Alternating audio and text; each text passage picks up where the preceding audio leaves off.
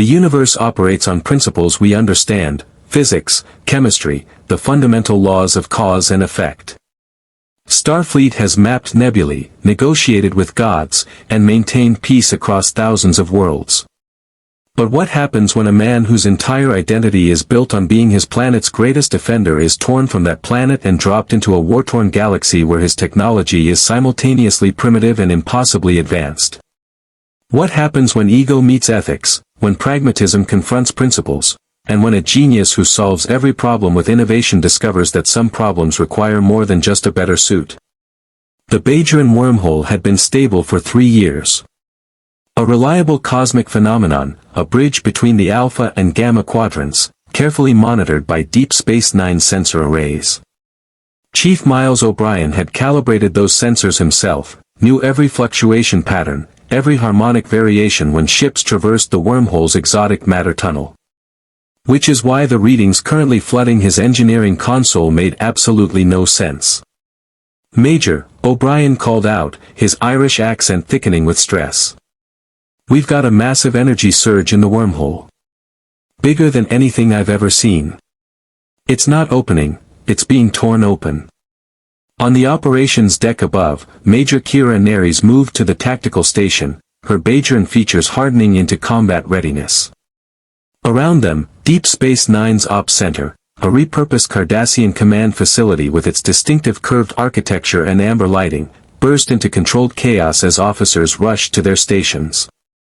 "Red alert," Kira ordered. "Shields up. Get Captain Sisko up here now." The wormhole, visible through Ops' massive viewports, began to pulse with colors that shouldn't exist. Not the familiar blue-white bloom of normal transit, but angry reds and violent purples, as if space itself was bruising. Energy readings spiked off the scale. "Chief, what are we looking at?" Commander Benjamin Sisko's voice was calm but commanding as he emerged from his office, still fastening his uniform jacket. The bald, bearded captain of DS9 had seen impossible things during his tenure: the wormhole aliens the Bajorans called prophets, Dominion shapeshifters, temporal anomalies, but his expression suggested this was something new. "Unknown, Captain. The energy signature doesn't match any known propulsion system. It's not warp drive, not Jem'Hadar drives, not even Borg transwarp." O'Brien's fingers flew across his console. "Whatever's coming through, it's fighting the wormhole itself. Like two forces trying to occupy the same space." The wormhole exploded outward in a cascade of exotic particles and radiation. Alarms shrieked across Ops as shields strained against the shockwave. And then, tumbling out of the cosmic maelstrom like a meteor made of metal and energy, came something that made every sensor on the station scream in confusion. It was humanoid, roughly 2 meters tall, encased in armor of gleaming red and gold. But this wasn't like any environmental suit or combat armor in Federation databases.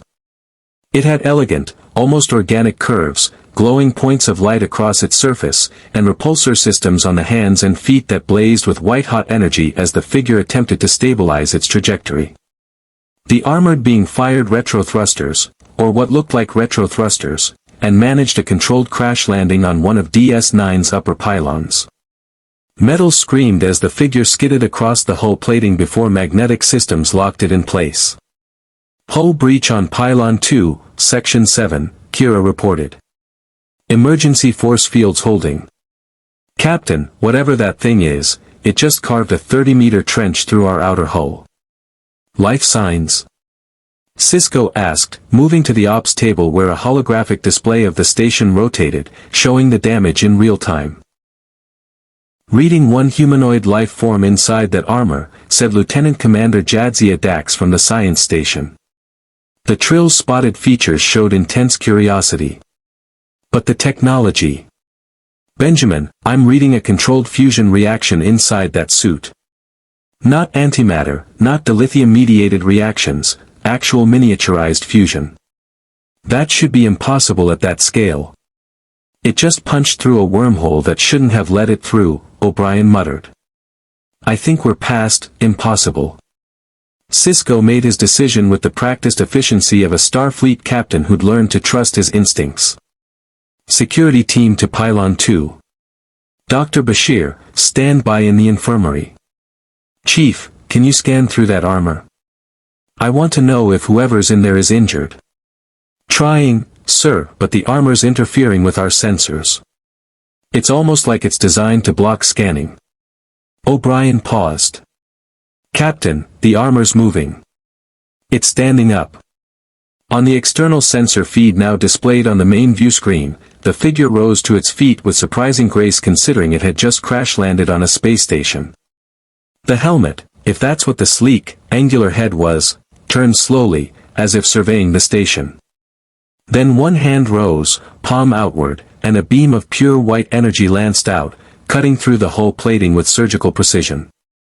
It's cutting its way in. Kira's hand moved to her phaser. Security, intercept. Belay that, Sisko ordered. It could have fired on the station. It didn't. It's trying to get inside, probably looking for breathable atmosphere and safety. He tapped his comm badge. This is Captain Sisko to the being on Pylon 2. You've arrived at Deep Space Nine, a Federation space station. We mean you no harm. If you're injured or in need of assistance, please stand down and allow us to help you. For a moment, nothing happened. Then a voice came through the comm system, male, human-sounding. With an accent that seemed familiar yet oddly off, and dripping with sarcasm that transcended universal translators. Federation. Great. Let me guess, you've got a strict no-weapons policy, 17 committees that need to approve a sandwich, and you're going to ask me to fill out forms in triplicate before you'll tell me where the hell I am? Sisko and his crew exchanged glances.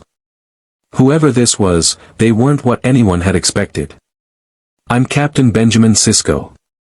You've come through the Bajoran wormhole into the Alpha Quadrant. Who are you, and where are you from? Another pause. The armored figure completed its breach, stepping into the station's interior corridor. Internal sensors tracked its movement, heading toward the nearest turbolift with unerring precision, as if it could see through walls. Name's Tony Stark. And I'm from Earth, though apparently not the Earth you're familiar with. Because last I checked, we didn't have wormholes near Bajorans, we hadn't formed a federation of anything except arguing nations, and the year was 2025, not whatever century you people are pretending to live in. Dax's eyes widened.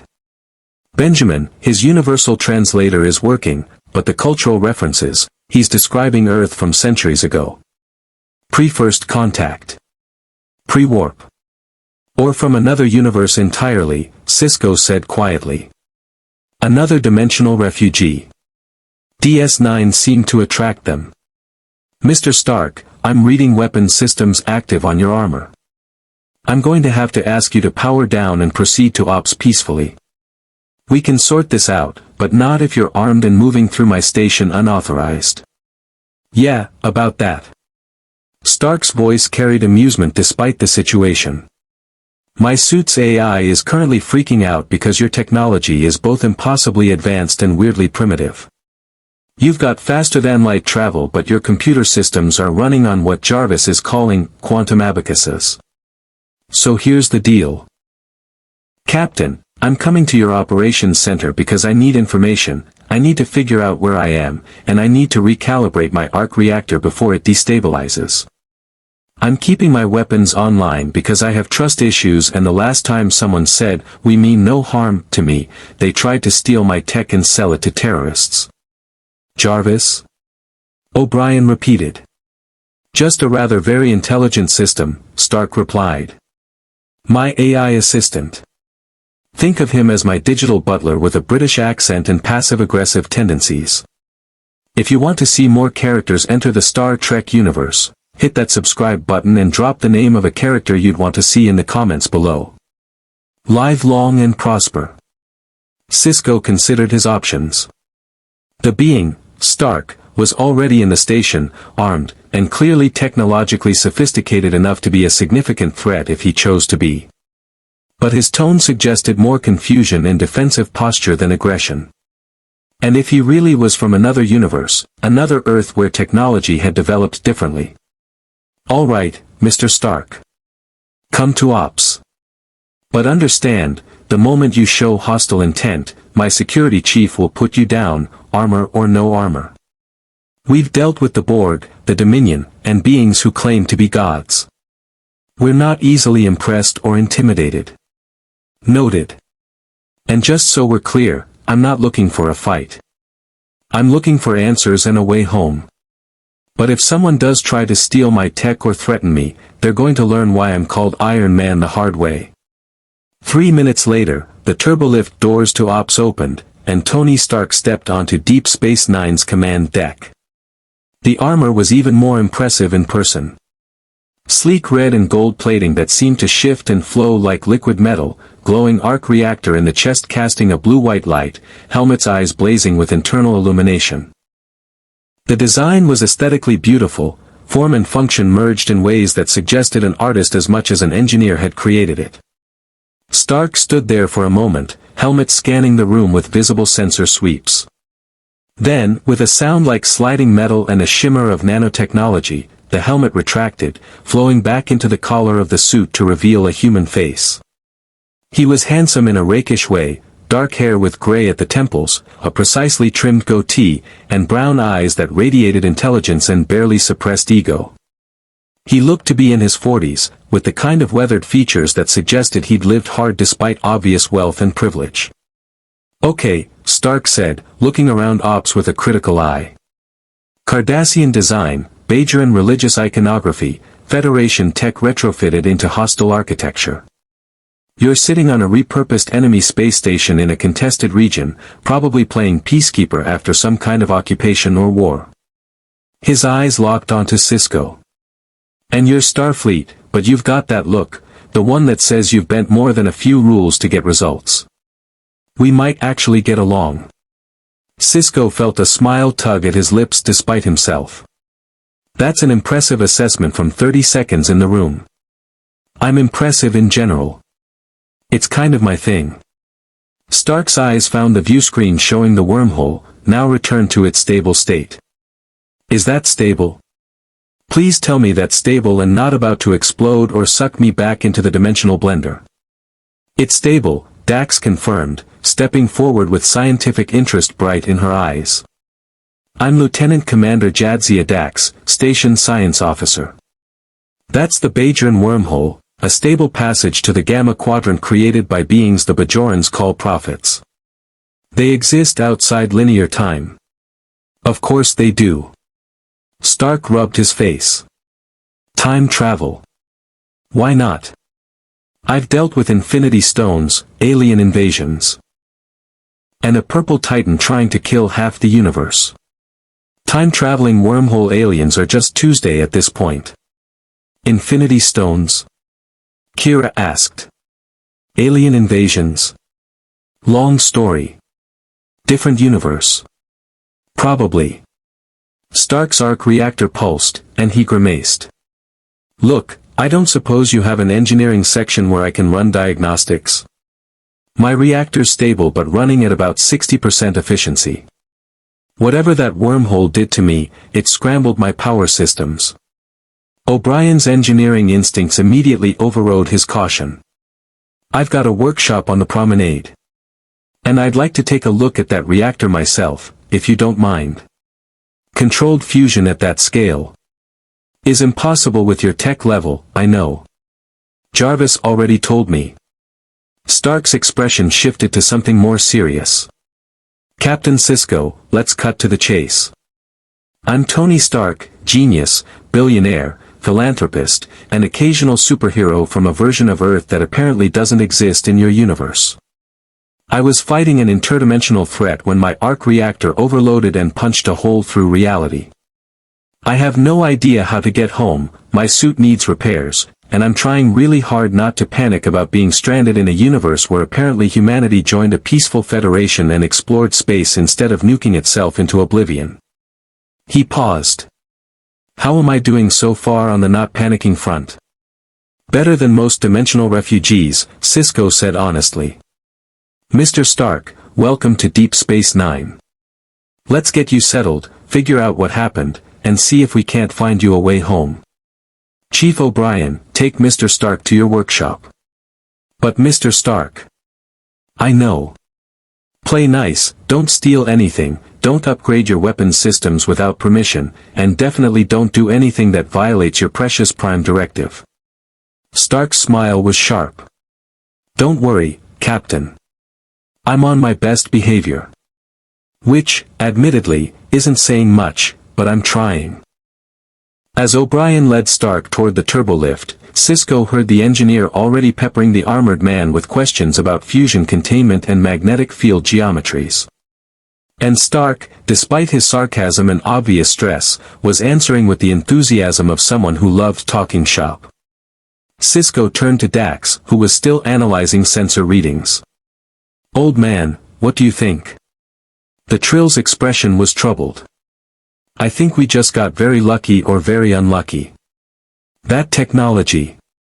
Benjamin, if even a fraction of what I'm reading is accurate, Tony Stark just brought weapons and power generation systems to this quadrant that are centuries ahead of current Federation capabilities. In the middle of a war with the Dominion. I know. Sisko looked at the wormhole on the view screen. And I'm willing to bet we're not the only ones who noticed his arrival. Contact Starfleet Command. Tell them we have a situation. And Kira, discreetly increase security around the engineering section. I don't trust that the Dominion won't try something. As his crew moved to execute his orders, Benjamin Sisko felt the familiar weight of command settle heavier on his shoulders. Tony Stark seemed like a good man, despite the ego and sarcasm. But good men with advanced weapons technology in the middle of a war. That was a recipe for disaster. Or salvation. Time would tell which. Chief Miles O'Brien's workshop was a organized chaos that would make any engineer proud. Half disassembled Cardassian equipment scattered across workbenches, PADD displays showing diagnostic readouts, spare parts sorted into bins with labels that made sense only to O'Brien himself. The space smelled of ozone and metal, the familiar scent of engineering work in progress. Tony Stark stood in the center, his armor fully deployed, running internal diagnostics while Jarvis's voice provided a running commentary that O'Brien could now hear through the workshop's comm system. Sir, I must report that this universe's physical constants differ from our own by approximately 0.003%. Negligible for most purposes, but the arc reactor's confinement field is experiencing harmonic instability. I recommend recalibration before we attempt any sustained high-power operations. Already on it, J. Stark's hands moved through holographic displays that appeared in mid-air around him, interface technology that made O'Brien's eyes widen with professional envy. Chief, you said you've got dilithium crystals regulating your matter-antimatter reactions? That's right. The crystals mediate the annihilation reaction, converting it to usable plasma for the warp coils. O'Brien pulled up schematics on his own, admittedly more primitive, display. It's the most efficient power generation we've developed. 1 gram of antimatter produces about 90 terajoules. Impressive. Dangerous as hell, but impressive. Stark's holographic display shifted, showing the arc reactor's internal structure. My arc reactor uses palladium-catalyzed fusion with exotic particle injection. Not as energetic as antimatter, but infinitely more stable and doesn't require magnetic bottles that could fail and vaporize a city block. O'Brien studied the schematic, his engineering mind parsing the design with growing amazement. That's bloody brilliant. You're using the palladium lattice as both catalyst and confinement structure. But how do you prevent neutron cascade failures? Fusion generates high-energy neutrons that should degrade. Arc reactor doesn't produce neutrons. That's the secret sauce. Stark grinned. I discovered a new element. Well, my dad did theoretically, I just created it practically, that allows for anitronic fusion. All the power, none of the radiation. That's impossible. And yet. Stark tapped his chest where the arc reactor glowed. This little baby has been keeping me alive and powering increasingly ridiculous armor suits for years. Speaking of which, Jarvis, how's our power situation? 62% capacity, sir.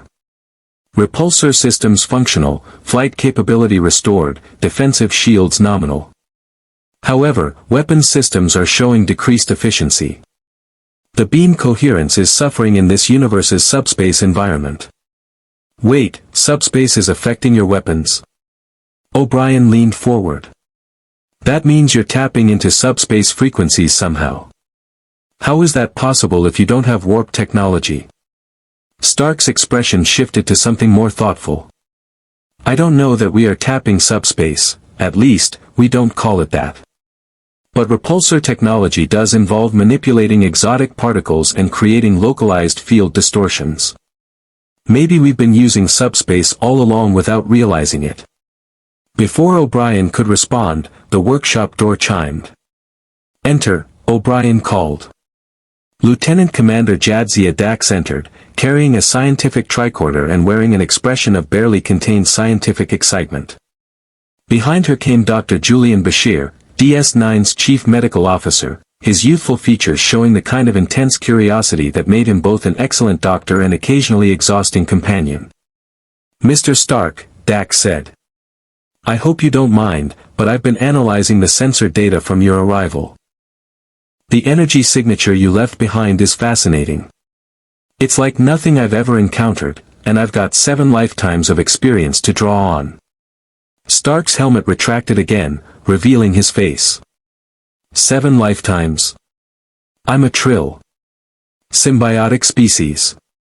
I'm Jadzia, but I carry the Dax symbiote, which has lived through 7 previous hosts over 300 years. She smiled at his expression. Your universe doesn't have Trills, I take it. We've got aliens, but mostly the try to invade Earth variety, not the peaceful symbiotic relationship kind. Stark ran a hand through his hair. 300 years of memories. That must be either incredibly useful or incredibly confusing. Both, Dax admitted. But it means I recognize genius when I see it. Your technology is extraordinary, Mr. Stark. I'd love to understand how you've managed to miniaturize fusion to that degree. And I, Bashir interjected, would very much like to perform a medical scan, if you're willing. The energy readings coming from your chest suggest you have technology inside your body, not just the armor. Stark's expression hardened slightly.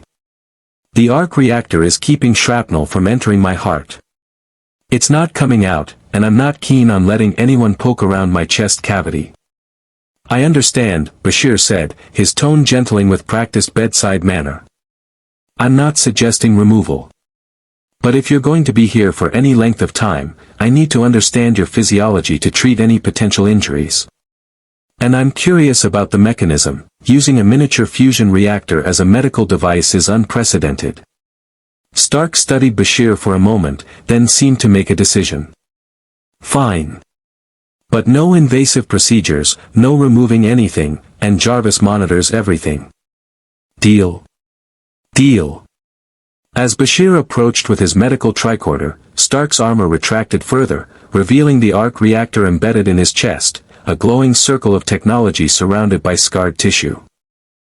The doctor's eyes widened, and even O'Brien, who'd seen his share of unusual medical conditions, felt a pang of sympathy. How long have you been living with this? Bashir asked quietly. Years. It started as a car battery wired to an electromagnet. Not my finest moment, but it kept me alive when I had Arc Reactor 1.0 built into my chest in a cave in Afghanistan. Stark's tone was flippant, but O'Brien could hear the pain underneath. I've upgraded since then. This is Mark 50 technology, nanotech integration, self-repairing, almost organic in how it interfaces with my body. The scarring suggests significant trauma, Bashir observed. And your heart, there's unusual electrical activity. The reactor is supplementing your cardiac function. Side effect of having palladium poisoning for a while before I fixed the design. Turns out, using toxic heavy metals in your chest isn't great long-term planning. Stark's humor was clearly a defense mechanism. But I'm alive, the reactor works, and I've saved the world a few times, so I'm calling it a win. Dax's tricorder beeped. Mr. Stark, I'm reading unusual quantum signatures in your body.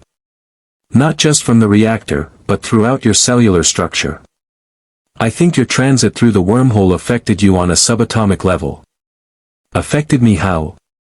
Your molecules are slightly out of phase with our universe. Nothing dangerous immediately, but over time, it could cause problems. You might experience temporal disorientation, difficulty with transporter technology, or increased sensitivity to subspace fields. Dax's expression was concerned. We should monitor this carefully. Stark's jaw tightened. So I'm literally not compatible with this universe. Great. Just great. It's not permanent, Dax assured him. Your body should adapt over time. But in the meantime, we need to be careful. The workshop's comm system chirped. O'Brien, this is Ops. We've got a situation. 3 Jem'Hadar attack ships just came through the wormhole. They're on an intercept course for the station. O'Brien's expression hardened. On my way. He looked at Stark. That's the Dominion. The enemy we're at war with. You might want to. I'm coming with you. Stark's armor flowed back into place with liquid grace, the helmet reforming around his head. Jarvis, combat protocols. Let's see what kind of war this universe is fighting.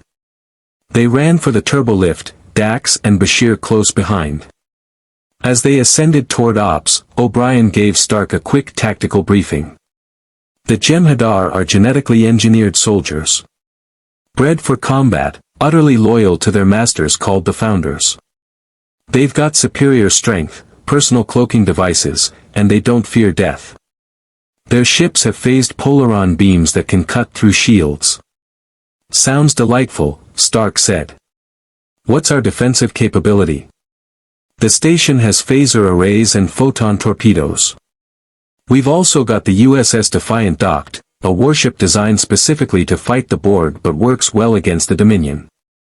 Captain Sisko will likely deploy her. The turbolift opened onto chaos. Red alert klaxons wailed, and the view screen showed 3 angular, aggressive-looking ships bearing down on DS9 with clear hostile intent. Shields up, Sisko was ordering. Kira, charge weapons. Dax, hail them. No response, Benjamin, Dax reported, sliding into her station. They're charging weapons. Sir, Kira reported from Tactical, her Bajoran features set in grim determination. They're not targeting the station. They're targeting, she looked up, her eyes finding Stark. They're targeting the pylon where you landed. They're after you. Stark's helmet turned toward Sisko. Well, that's not ominous at all. How did they even know I was here? The Dominion has shapeshifter infiltrators throughout the quadrant, Sisko said. Someone on this station could be a Founder agent. Or they simply detected your energy signature when you came through the wormhole. He made a decision. We're not handing you over to anyone. All hands, battle stations. Prepare to launch the Defiant. Kira, you have Ops. Chief, you're with me. Mr. Stark. I can help, Stark interrupted. My suit's got weapon systems that might surprise them. This isn't your fight. Captain, with respect, they just made it my fight by targeting me.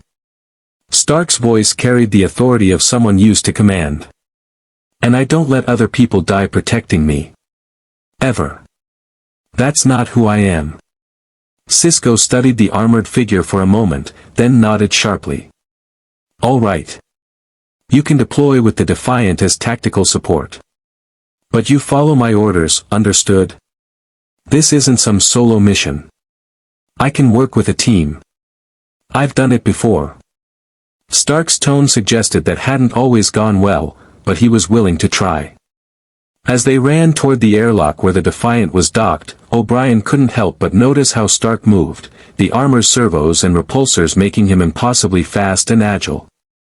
This was military hardware disguised as individual armor, and the chief engineer's mind was already racing with implications.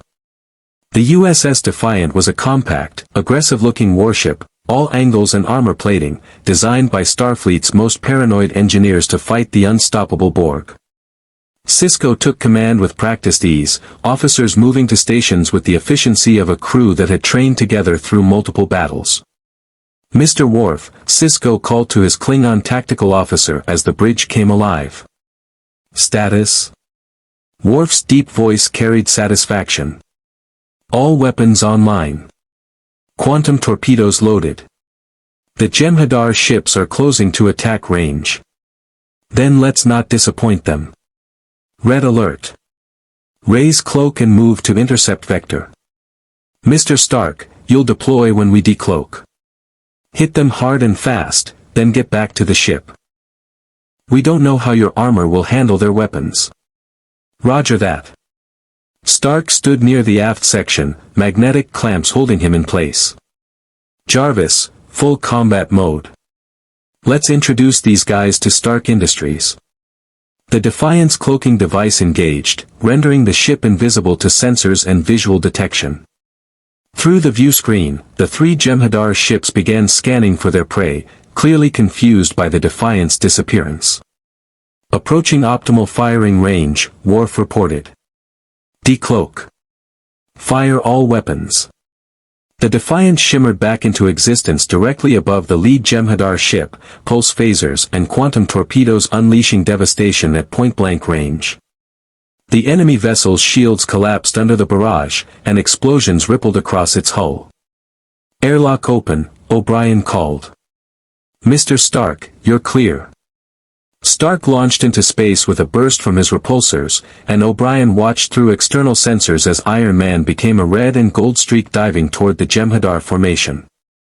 What happened next would become legendary aboard Deep Space Nine.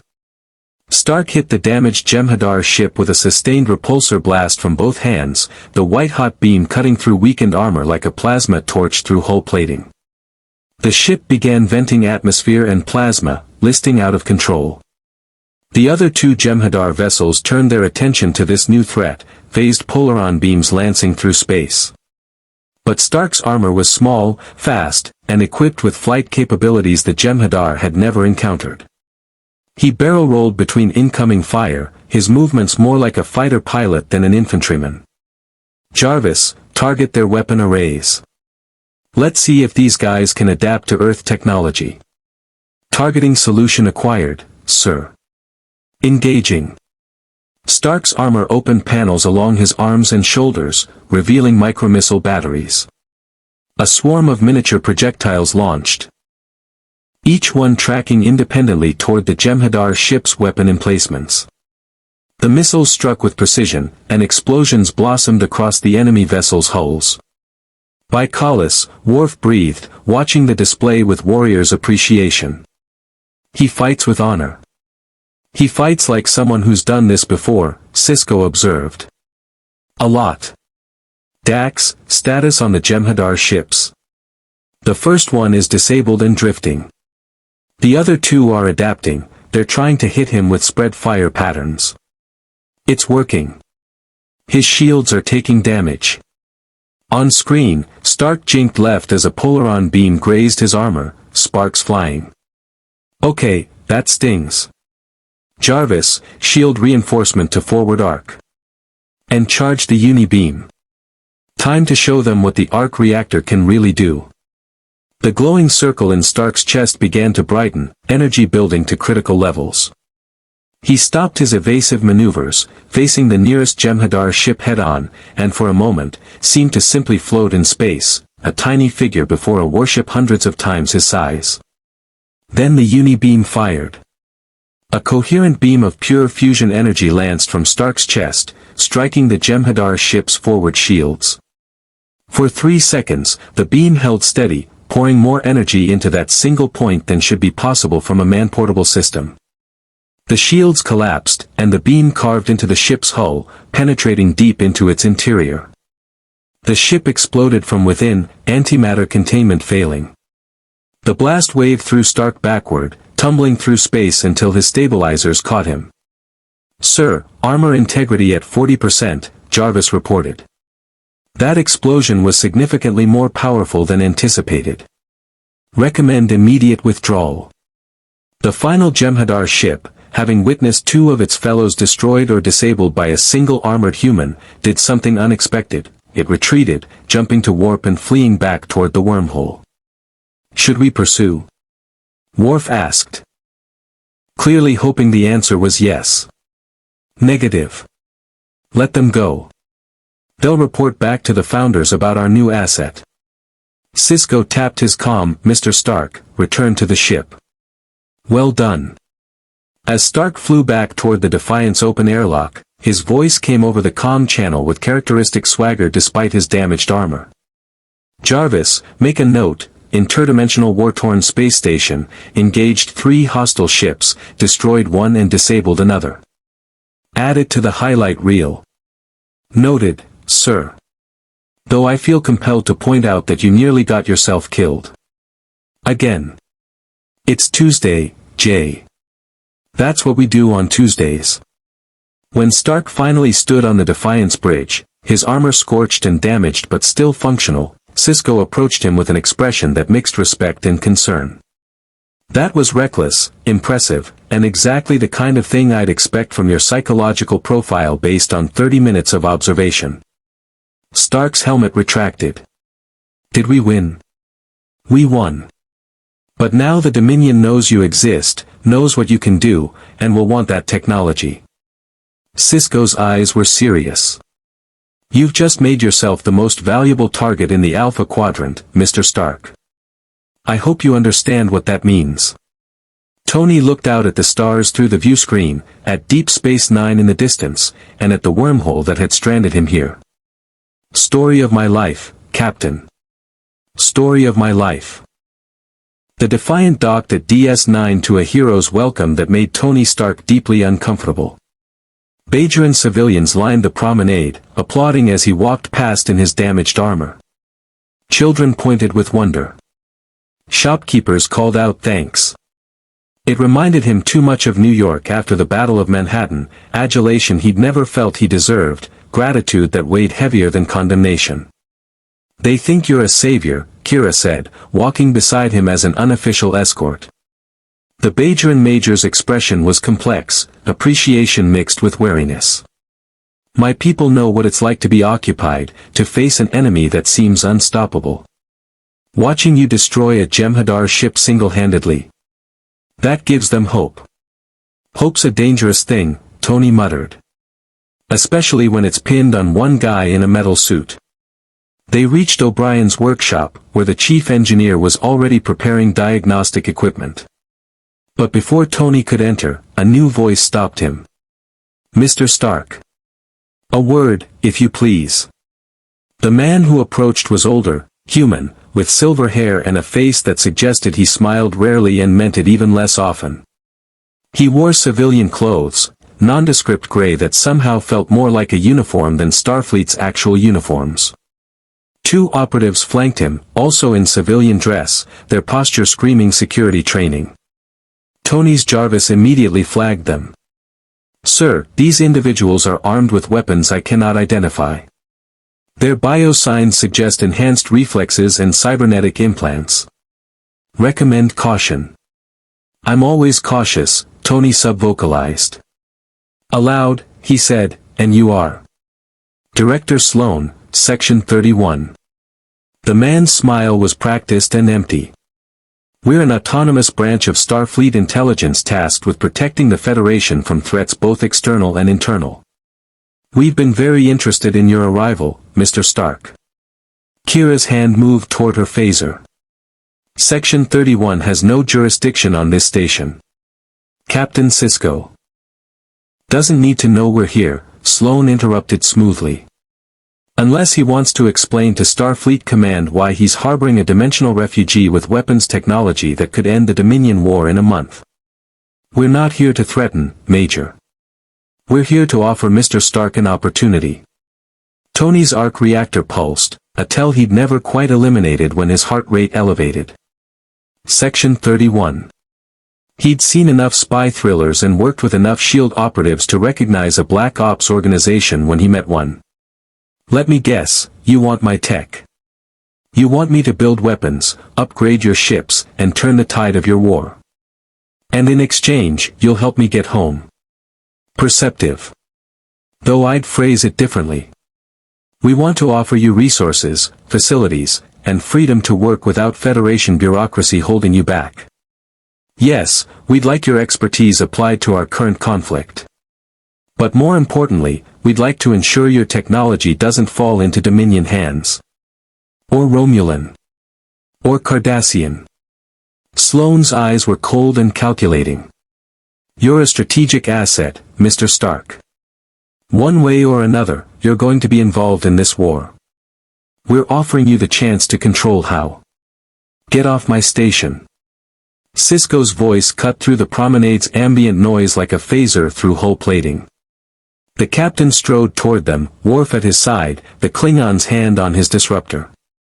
Section 31 operates in shadows because the Federation would never officially sanction your methods. You're not recruiting anyone on DS9. Sloane's expression never changed.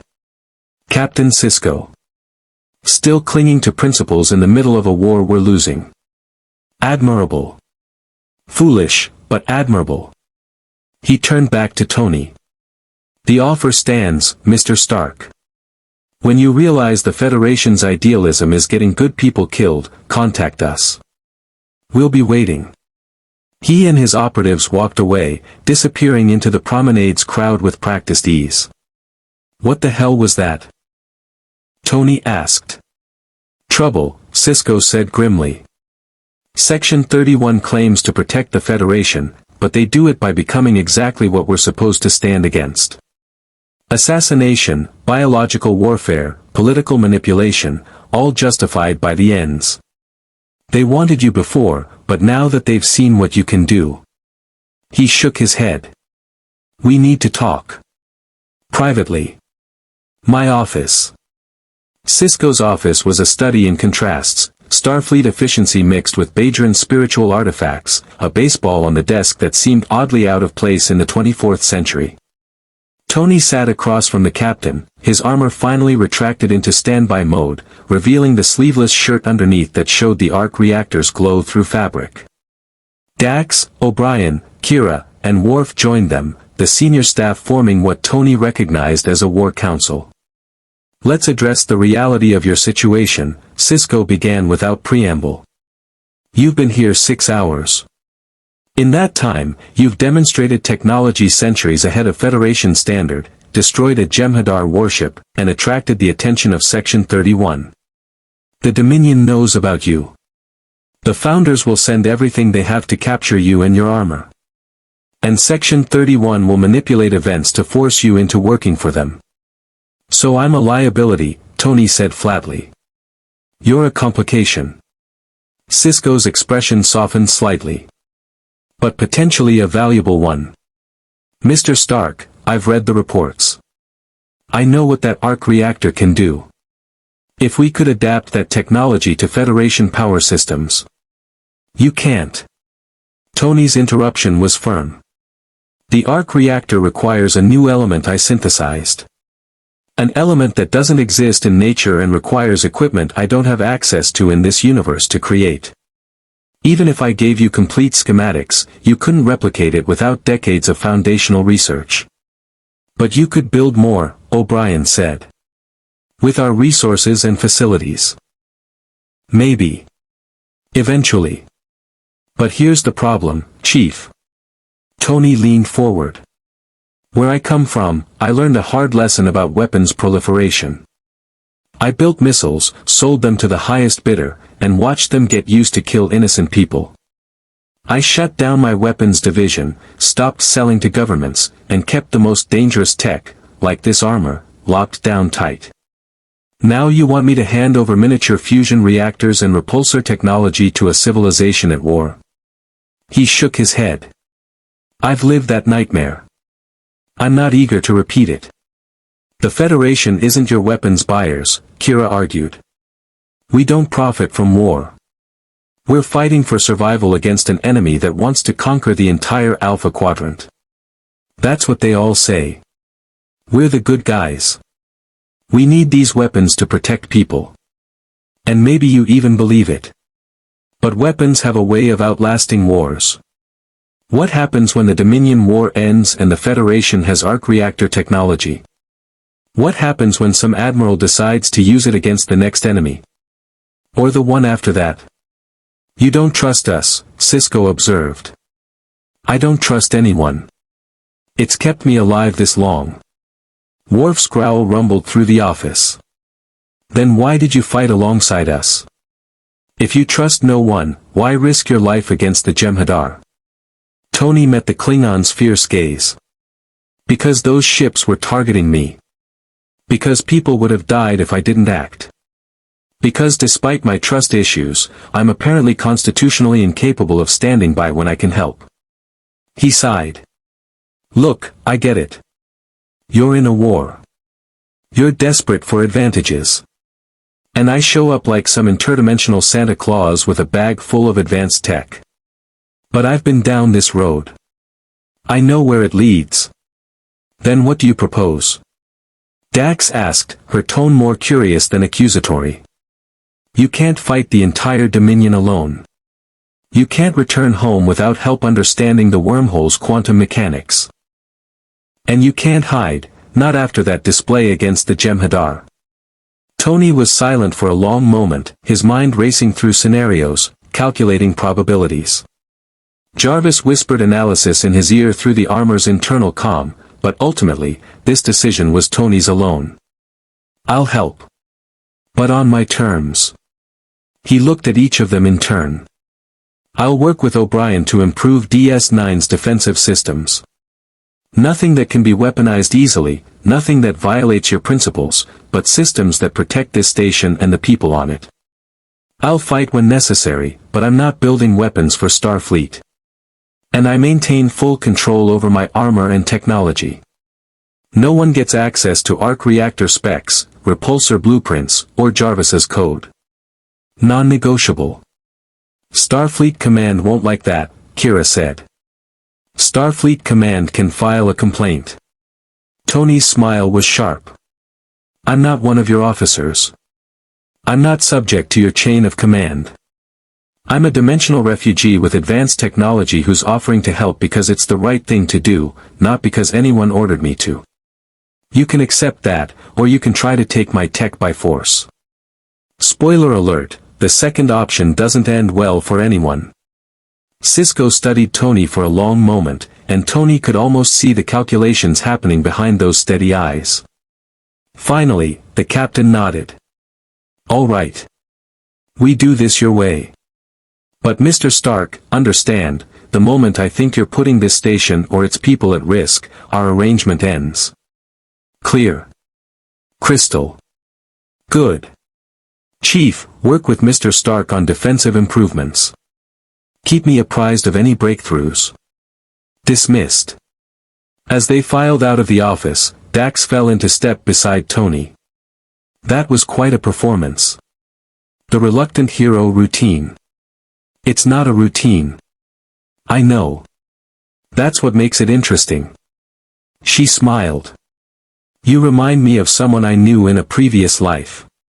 Brilliant engineer, terrible at trusting people. Saved countless lives despite himself. He died alone because he pushed everyone away. Thanks for the uplifting anecdote. I'm just saying, you don't have to do everything alone, Tony. That's the whole point of Starfleet, of the Federation. We're stronger together. I've been part of teams before.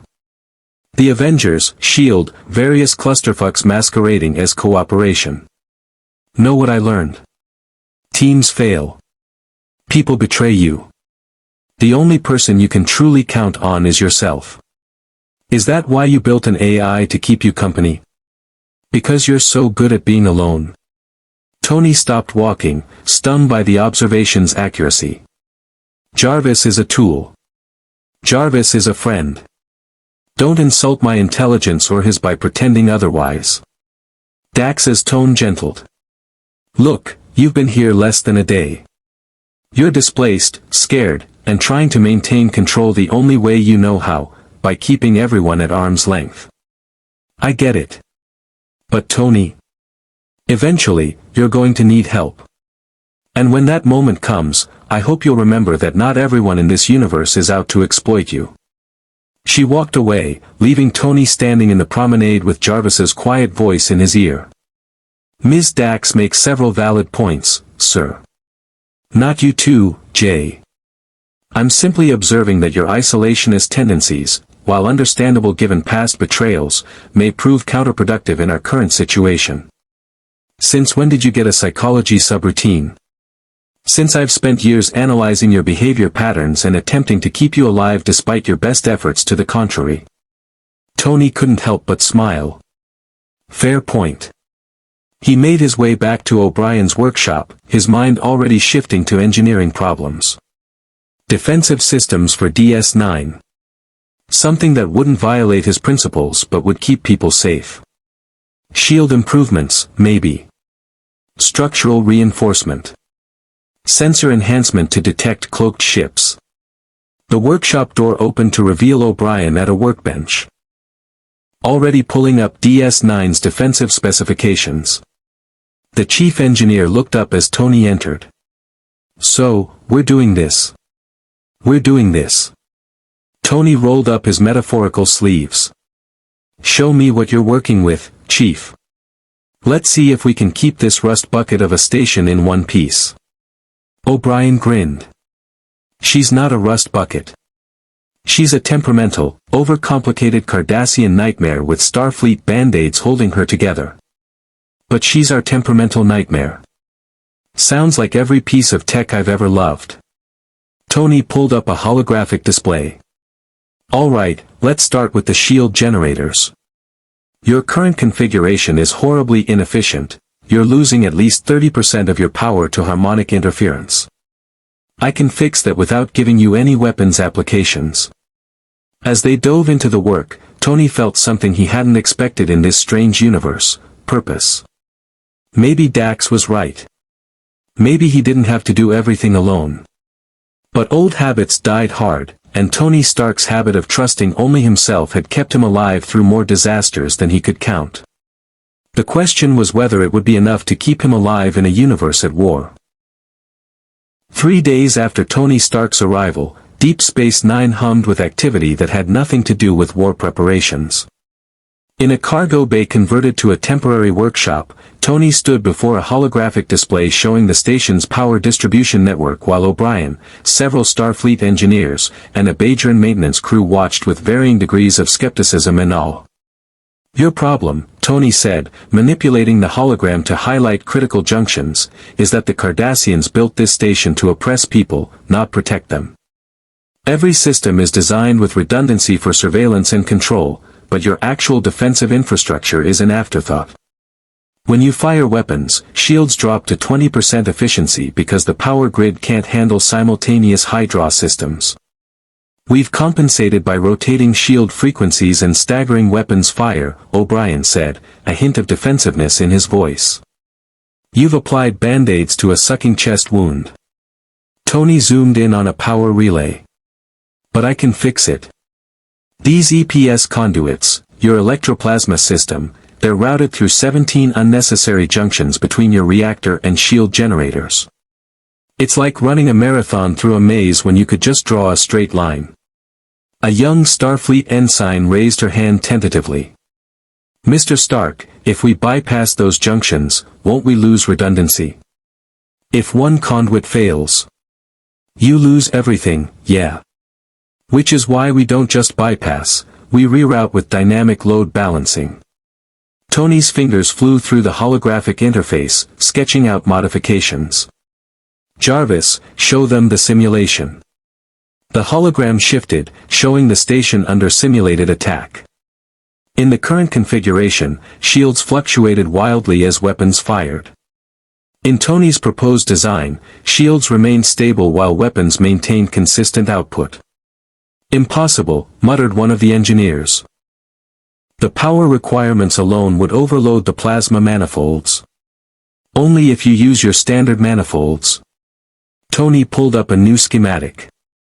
I've designed a replacement using materials you already have in cargo. It's not as efficient as what I could build with proper resources, but it'll handle 40% more throughput without degradation. O'Brien studied the design with an engineer's critical eye, looking for flaws, shortcuts, anything that would explain why Starfleet hadn't thought of this decades ago. Finally, he shook his head in amazement. This is brilliant. It shouldn't work, but the math checks out. How did you see this? I've been rebuilding arc reactors and armor systems since I was in my 20s. You learn to see inefficiency like other people see typos. Tony's expression grew more serious. But Chief, this is going to take time. We're talking about replacing critical infrastructure throughout the station. Weeks of work, minimum. And we'll need to coordinate with station operations so we don't knock out life support or gravity while we're rewiring half of DS9. I'll put together a schedule. O'Brien was already making notes on his PADD. We can work in sections, keep essential systems online while we upgrade. But Mr. Stark, Starfleet Command is going to want detailed schematics of these modifications. They'll want to implement them fleet-wide. Tony's jaw tightened. The shield improvements, fine. The power distribution optimization, sure. But the manifold design stays here. I'm not handing out blueprints for components that could be reverse-engineered into weapons. Mr. Stark, with all due respect, we're at war. If this technology can save lives, then it can also take them. Tony's voice carried an edge that made several engineers step back.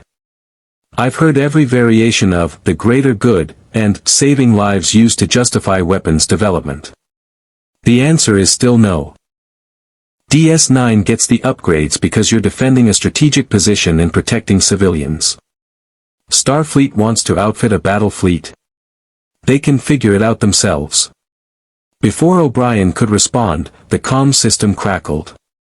Stark, this is Dax. We've got something on long-range sensors you should see. Can you come to the science lab? On my way. Tony looked at O'Brien. We done here? For now. But this conversation isn't over. Story of my life, Chief. The science lab was DS9's nerve center for discovery and analysis, filled with sensor equipment, specimen containers, and more holographic displays than Tony had seen outside of his own workshop. Dax stood at the primary console, her spotted features creased with concern. Beside her was a Vulcan science officer Tony hadn't met, female, with the characteristic pointed ears and upswept eyebrows. Mr. Stark, this is Lieutenant Clara, Dax introduced. She's been analyzing the quantum wake your arrival left in the wormhole. What we've found is troubling. Clara's expression remained neutral, but her tone carried urgency. When you transitioned through the dimensional barrier, you left a quantum signature that is still resonating. The wormhole's exotic matter is amplifying this signature, essentially broadcasting it across subspace. Translate that to English, or whatever language we're speaking.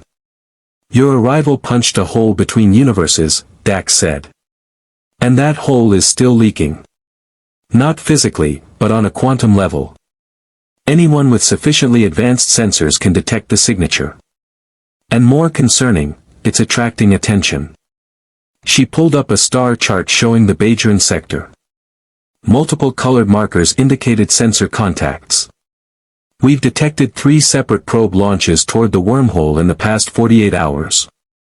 One Romulan, one from a direction consistent with Breen space, and one we can't identify. They're all investigating the quantum anomaly. Tony felt his arc reactor pulse faster. So I'm not just a target for people in this universe. I'm a beacon saying, hey, dimensional travel is possible, come check it out. Essentially, yes. Clara's fingers moved across her console. However, there is a potential solution. The prophets, the non-corporeal entities that created and maintain the wormhole, exist outside linear time. They may be able to seal the quantum leak. But they would need to be asked. Asked how? Do I just shout into the wormhole and hope someone's listening? Actually, Dax said with a slight smile, you'd use an orb. Sacred Bajoran artifacts that allow communication with the prophets. Captain Sisko has done it several times. He's the emissary, the Prophet's chosen representative to corporeal beings. Of course he is. Why wouldn't the captain also be a religious figure? Tony rubbed his face. Fine. Where do I find an orb? I'll take you to the temple on the promenade. But Tony, a word of warning, the orb experience can be intense. The prophets communicate through visions, often showing you moments from your past or possible futures. They don't think linearly, so conversations can be confusing. I've fought alongside a god of thunder and been chased through a quantum realm. I can handle weird. 20 minutes later, Tony stood in the Bajoran temple, a quiet, reverent space that felt out of place on a military station. Videk Porta, a Bajoran religious leader with traditional facial ridges and ceremonial robes, prepared the orb of prophecy with ritualistic precision.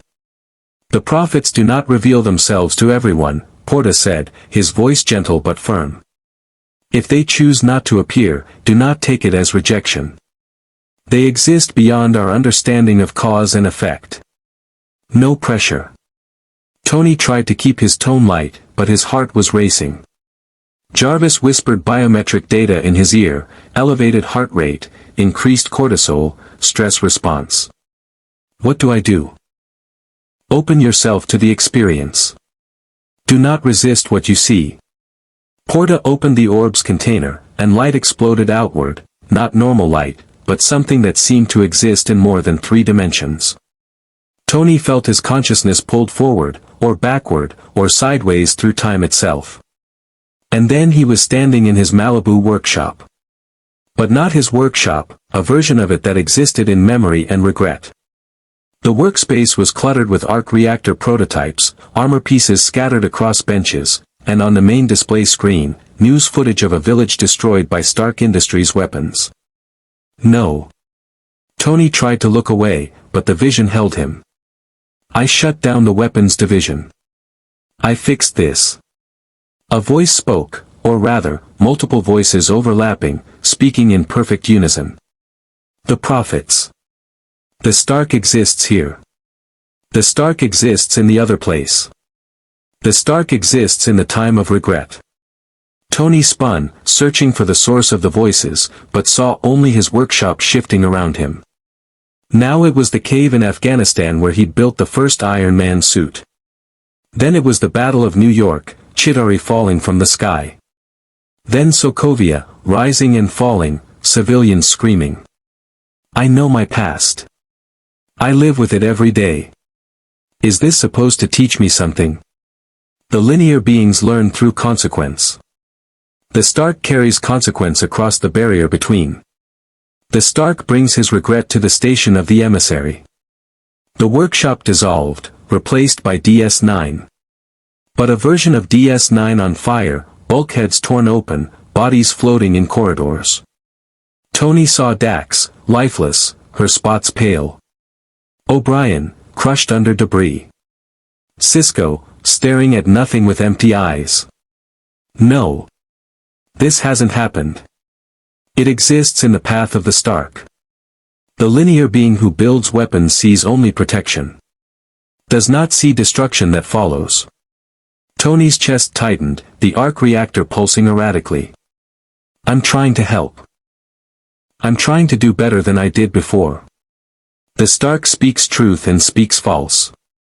The Stark fears the building. Fears the gift. Yet builds nonetheless. The cycle continues across barriers. The vision shifted again. Now Tony stood on a battlefield he didn't recognize.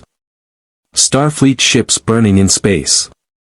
But these ships had technology he recognized, repulsor arrays integrated into hull plating, arc reactor signatures powering weapons systems.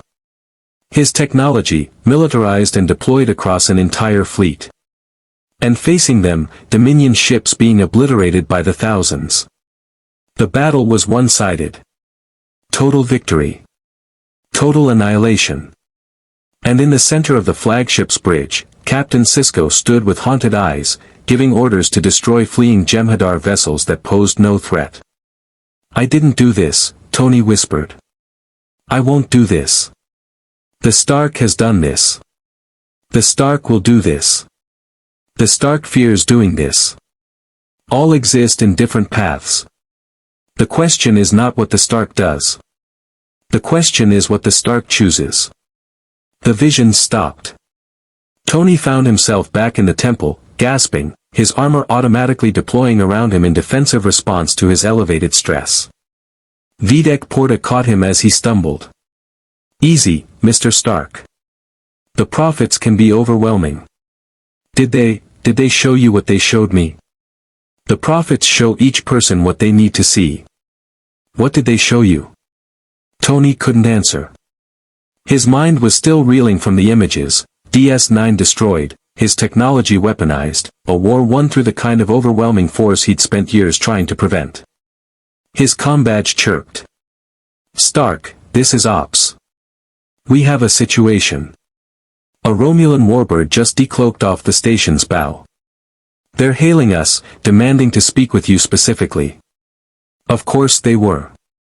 Tony took a deep breath, forcing his heart rate down, letting the armor retract. Tell them I'll be right there. As he left the temple, Videk Porta's voice followed him. Mr. Stark. The prophets showed you possible paths, not inevitable futures. The choice is always yours. But as Tony headed toward Ops, he couldn't shake the vision of Sisko's haunted eyes, giving orders to destroy enemy ships with technology Tony had created.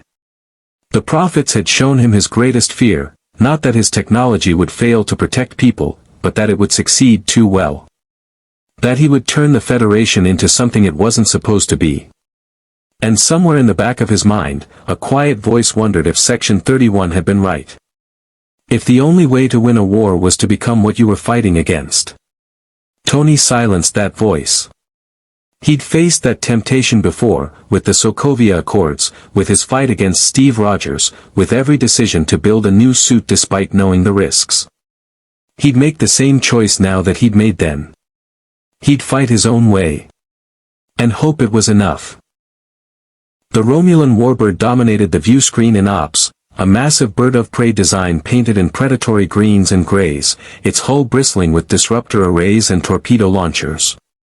Tony had seen enough alien warships in his time with the Avengers to recognize Apex Predator technology when he saw it. Captain Sisko stood at the operations table, his posture relaxed but his eyes sharp. Kira was at tactical, weapons charged but not locked. Dax monitored sensors with her characteristic calm. The bridge crew worked with the efficiency of people who'd faced threats before and would face them again. Tony stepped onto the command deck, his armor in standby mode but ready to deploy in milliseconds. I'm here. What do the Romulans want? To talk to you. And only you. Sisko's expression was unreadable. The Warbird's commander is Subcommander Velo. She's requesting a private channel. Absolutely not, Kira said immediately. The Romulans don't do anything without ulterior motives. This is obviously a ploy to gather intelligence or manipulate Mr. Stark. Probably, Tony agreed. But I've dealt with manipulative governments before. Let's hear what she has to say. Jarvis, monitor the comm channel for any data intrusion attempts. Already scanning, sir. Their communication protocols are surprisingly sophisticated. Sisko nodded to Dax. Put her through. Audio and visual. The view screen shifted to show a Romulan woman in military uniform, severe features, pointed ears, dark hair pulled back in a style that suggested both elegance and efficiency.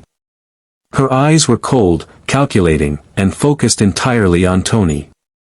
Mr. Stark. I am Subcommander Velil of the Romulan Star Empire.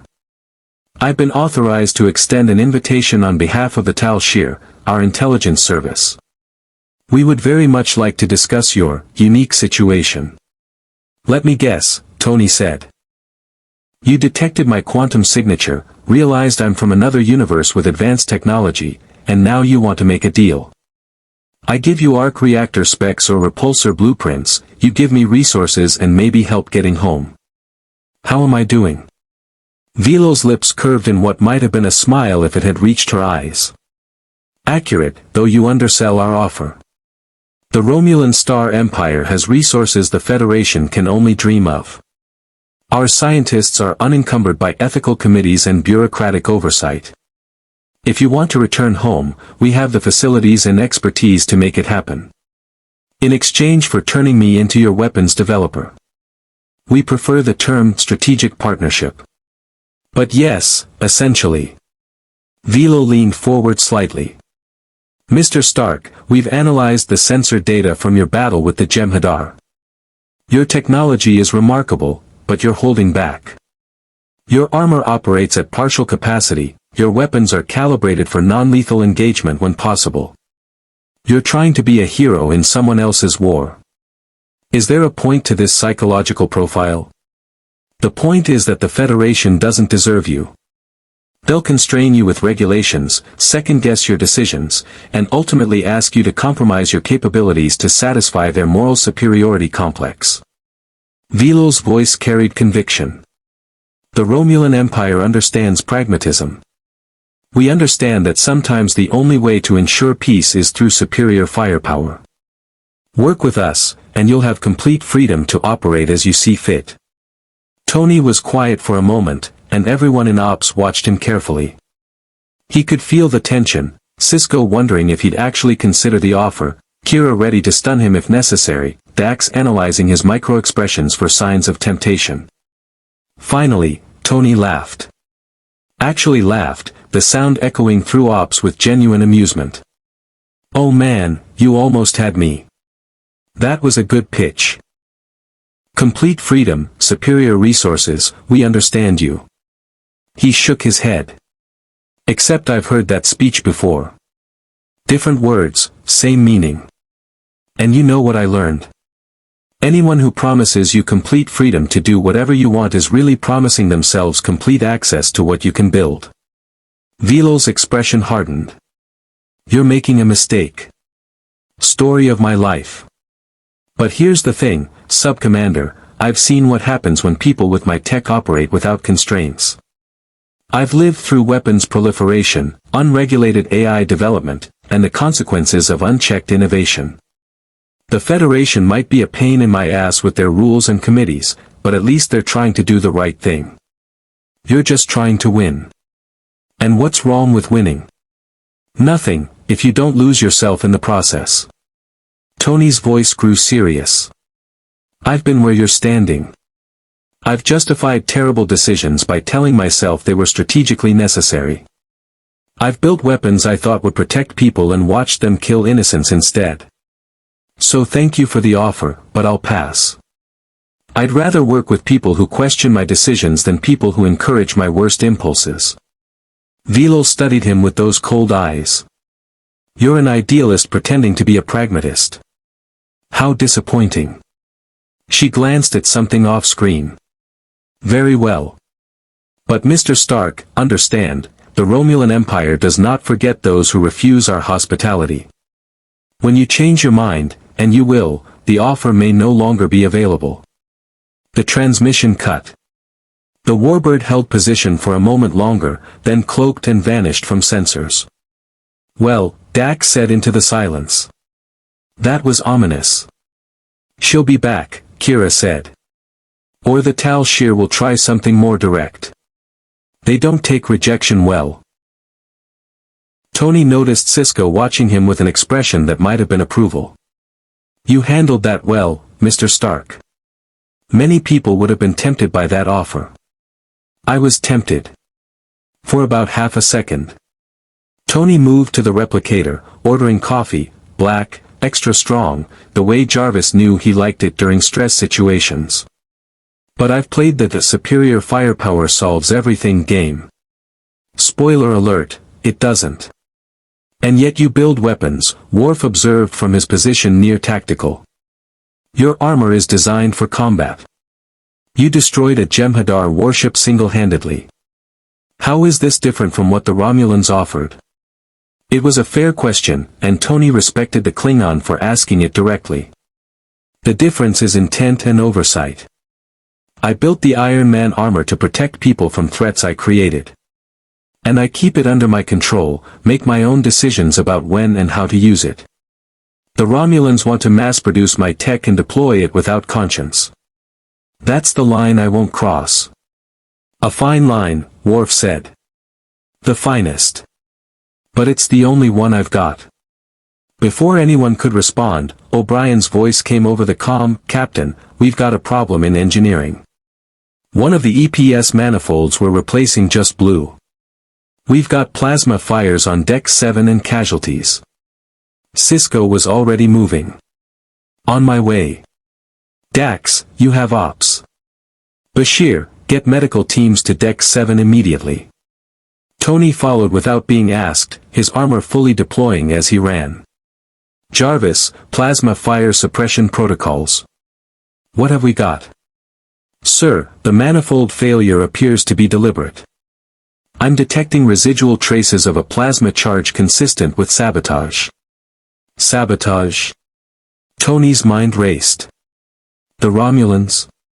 Unlikely. They would need physical access to the station.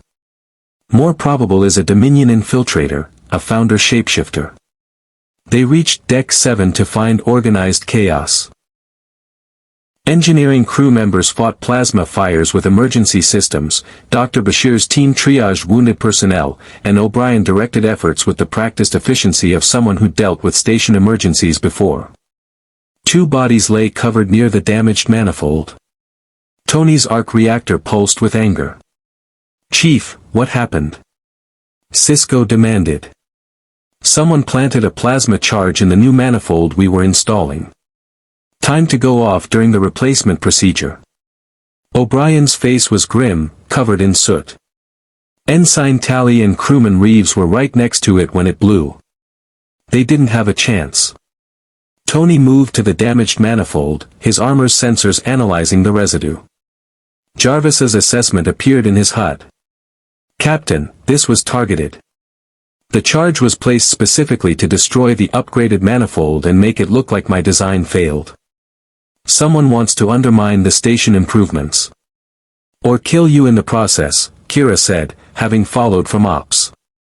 You were supposed to be overseeing this installation. You would have been standing right there when it blew. Why wasn't I? Tony asked O'Brien. The prophets. The chief's expression was odd. You went to the temple instead of coming here like you planned. If you hadn't. He trailed off, looking at where Tony would have been standing. Tony felt a chill that had nothing to do with his armor's temperature regulation. The prophets had called him to the temple exactly when he needed to be away from engineering. Nonlinear beings who existed outside time. Had they seen this moment? Arranged for him to survive? We need to find the saboteur, Sisko said. Odo, I want every person who had access to engineering in the past 12 hours questioned. If there's a founder on this station. There is. The voice came from behind them. Odo, DS9's chief of security and a changeling himself, one of the few who sided with the Federation instead of the Dominion. His orange-tinted features were set in anger. I can smell it. Another founder was here. Recently. Can you track them? Tony asked. Changelings can mimic any form, but we leave traces, pheromones, cellular residue. It's faint, but I can follow it. Odo's expression was grim. Though if they've already left this deck, they could be anyone on the station by now. Tony's mind shifted into problem-solving mode, the same mental state that had let him build an arc reactor in a cave. Jarvis, can we detect shapeshifters with the armor's sensors? Possibly, sir. Changelings alter their molecular structure to mimic other forms. This should create minute quantum fluctuations in their cellular bonding. If I recalibrate our sensors to detect these fluctuations. Do it. Odo, what else can you tell me about changeling physiology? For the next 20 minutes, Tony and Odo worked together, the android-like changeling providing biological data while Tony's genius translated it into sensor parameters.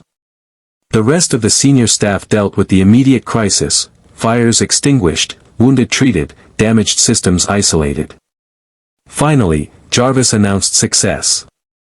"Sir, I've developed a scanning protocol. Range is limited, approximately 50 meters, but it should identify changelings regardless of their current form. Send it to the station's internal sensors," Sisko ordered. "Scan the entire station. Find our saboteur." The search took 3 hours.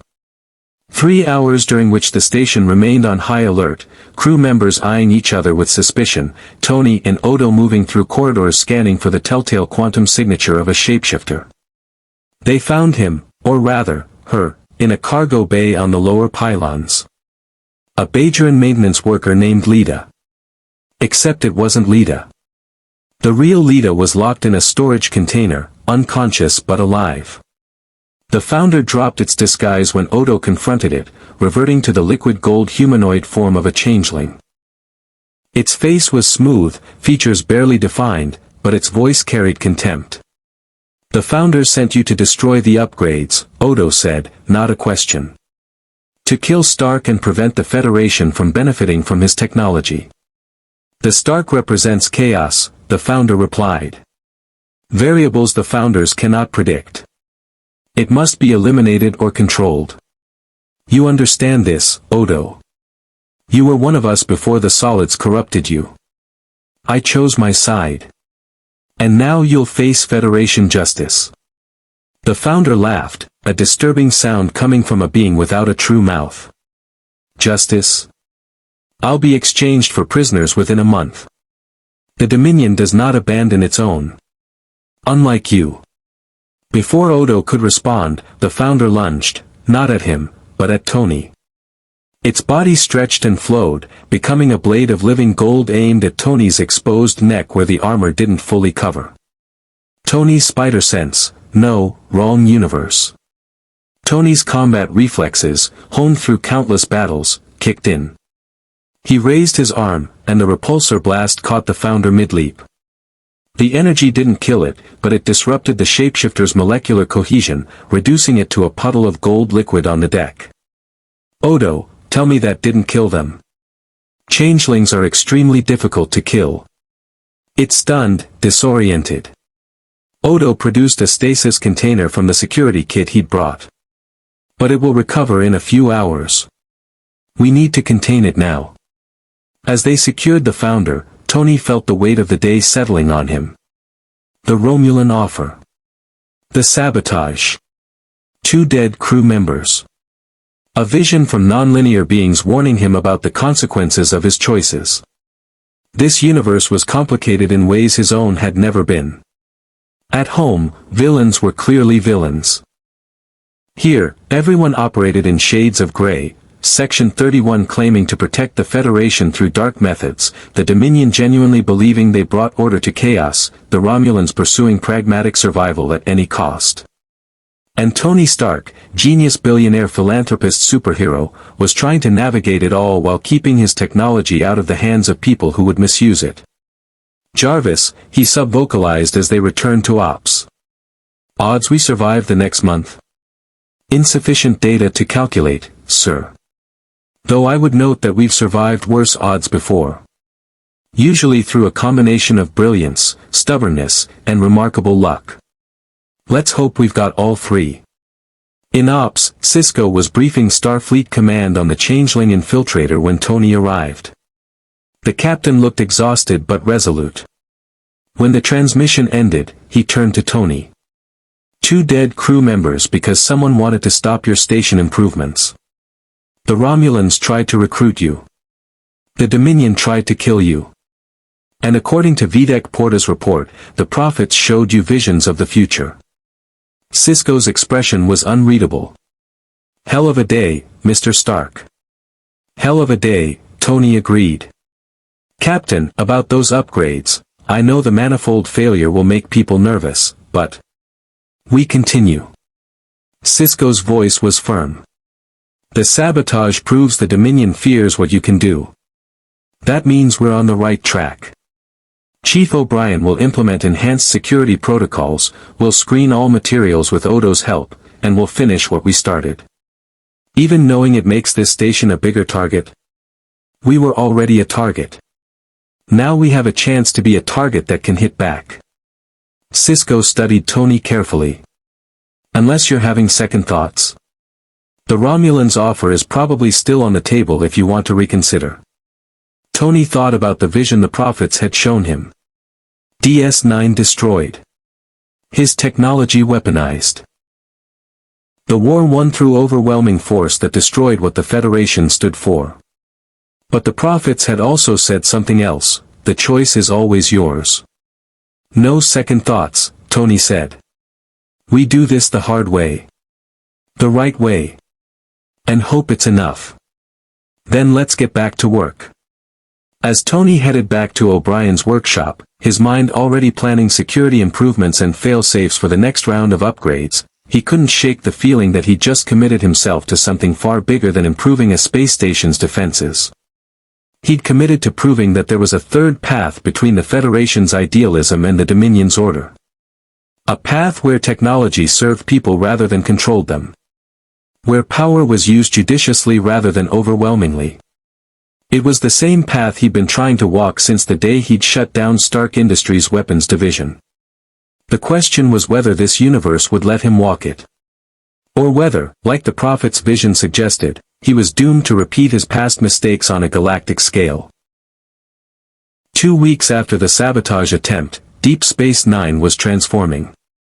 Tony Stark's upgrades were being implemented in phases: shield efficiency improvements first, then power distribution optimization, and finally structural reinforcements that would make the aging Cardassian station worthy of its strategic importance. But Tony's real project was happening in a sealed section of the lower habitat ring, behind security protocols that would make Section 31 jealous. Only Sisko, O'Brien, and Dax had clearance to enter. Even Odo had been politely but firmly told that his shape-shifting abilities made him a security risk for this particular work. Inside the secured workshop, Tony stood before a half-assembled piece of technology that didn't exist in Federation databases. It looked like a small satellite, roughly 2 meters in diameter, covered in panels that hummed with arc reactor energy, bristling with sensors and emitters that combined Stark technology with hastily adapted Federation components. Are you sure this will work? O'Brien asked, studying the device with a mixture of awe and concern. Because if the prophets take offense to us poking around in their wormhole. The prophets called me to them. They showed me visions. They saved my life by keeping me away from that sabotage. Tony's hands moved across holographic controls, fine-tuning the quantum resonance parameters. I think they want me to fix the dimensional breach.